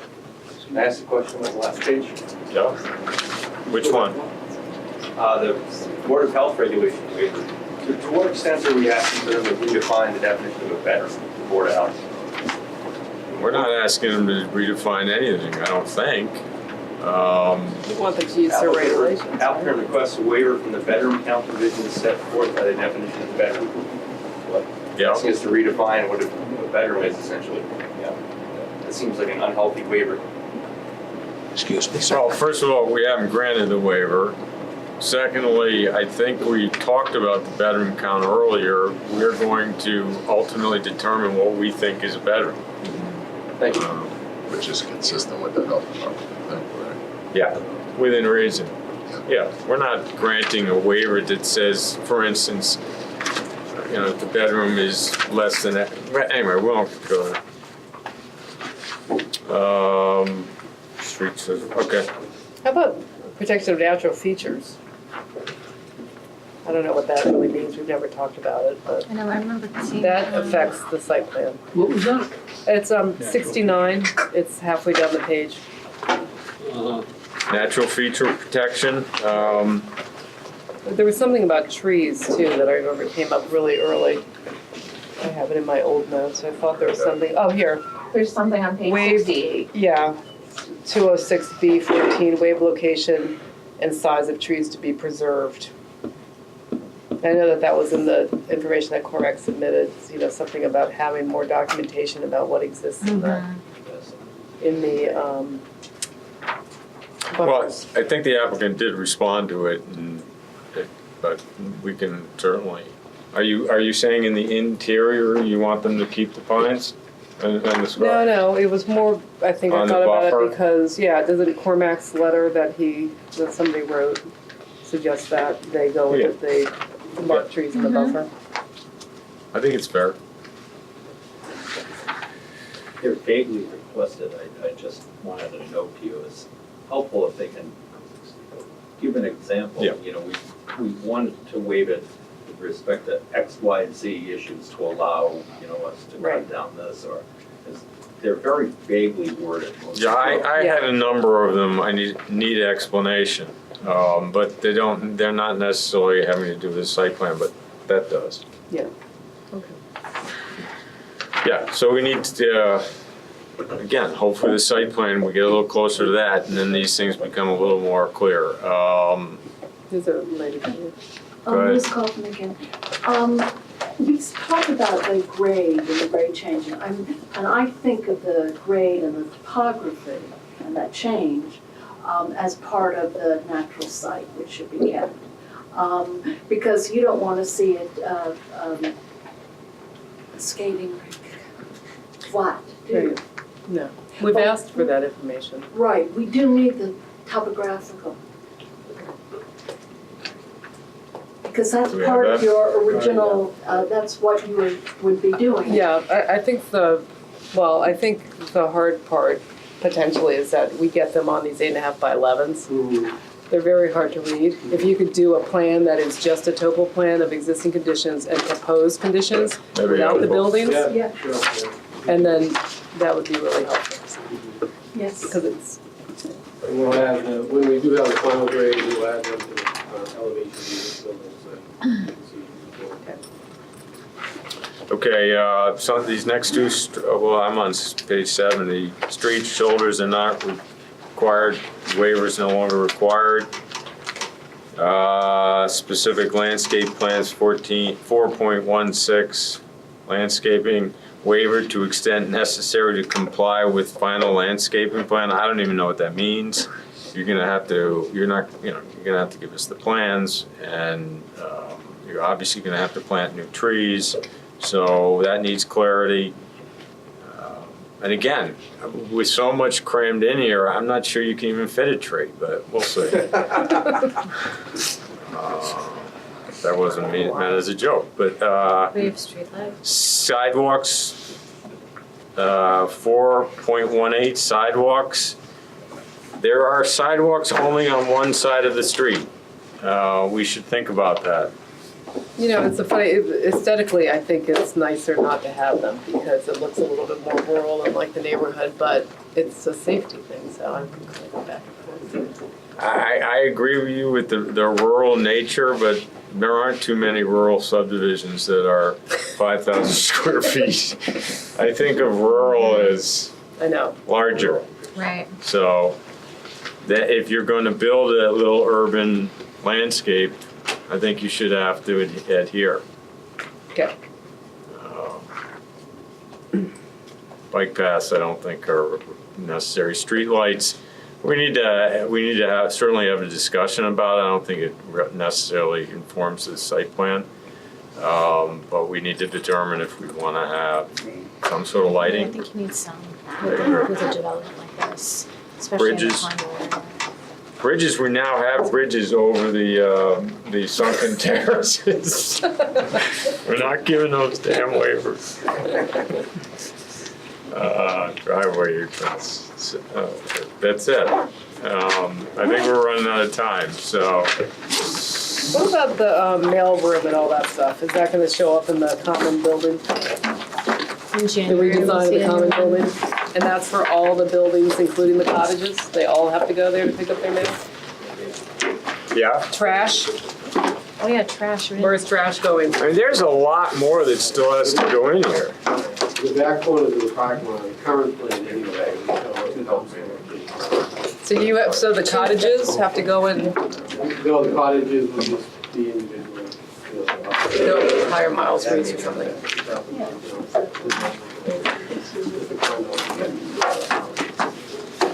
All right, everybody, I think that's, are we good for the evening? So we just continue. Oh, wait. I'm sorry, I didn't make it to the packet, it's a bit late. Sure. Just a set of bullet points regarding waivers, different reasons. Why don't you do this? Would you email it to Yeah, please email it to me. Eleanor There's no so point. she can send it to everybody? Yeah, no problem. Thanks. Awesome. Great. You wanna give it to me, I can just. Yeah, I mean, we scan take it, but also, be the next whatever, just email it to us. Eleanor, somebody. Are we Did you have something you want to say, sir? I just wanted to ask you. Go ahead. So the next meeting is the 16th, Yes? and we're present, is the February 15th presently the, Presently, that's the deadline. okay. Yeah. So there's a lot of information coming to the next meeting. Well, or there's another extension in the offer. Because I don't think that we have adequate information to make a decision, so I don't know why an extension wouldn't be forthcoming. We're not trying to elongate this, but there's a lot more that needs to be done. In my opinion. Yeah. So, can I get a motion to continue the hearing? What's the date? January 116. 1/16/19, and are we doing it back in the 2019, yeah. in the auditorium? Yes. I'll second that. Oh yeah. Who made the Sorry. motion? Sure. This is, this room, for what it's worth, this room, how was it? I like it better in here. In here? Much better. It's Yeah, a maybe. little harder, but you can't live stream. I could hear a lot. You cannot live stream it. And PowerPoint. So our audience was not able to watch Well, if they tonight. set this up a little bit, oh, well, you can't live stream, but if they set this up a little bit differently, so we could turn around and see the screen. That's attached to the. No, that's. No, the No, building, we they could moved put the our, building. yeah, we could put our table this way, and then we could see the screen. Can I suggest that I have a number of clients who are watching this, Yeah. who want to watch it. Yeah, I hear you. And comments that they want us to make, and you're cutting out that. How about the upstairs? Yeah, we're not HTC? required to provide live stream, but I know you're not understand. required, we're requesting it Yeah, because there I are hear you. people who are watching and who are texting. Believe me, my us. father watches every episode. The real Hi, Dr. Tool. As does your wife. So having said that, the motion's been made and seconded to continue. Go ahead. I'm not proposing the agenda. It's clear that we need a lot more information. It's incumbent on the applicant to get us the information. So, I think we all know what we need. Okay? Okay. So 11619, all those in favor say aye. Aye. Thank you. And it's here in the, In the auditorium. Oh, yeah, happy Thank you. holidays. Can I get a motion to adjourn? I'll make it a motion. Second. All those in favor say aye. Aye. So do we need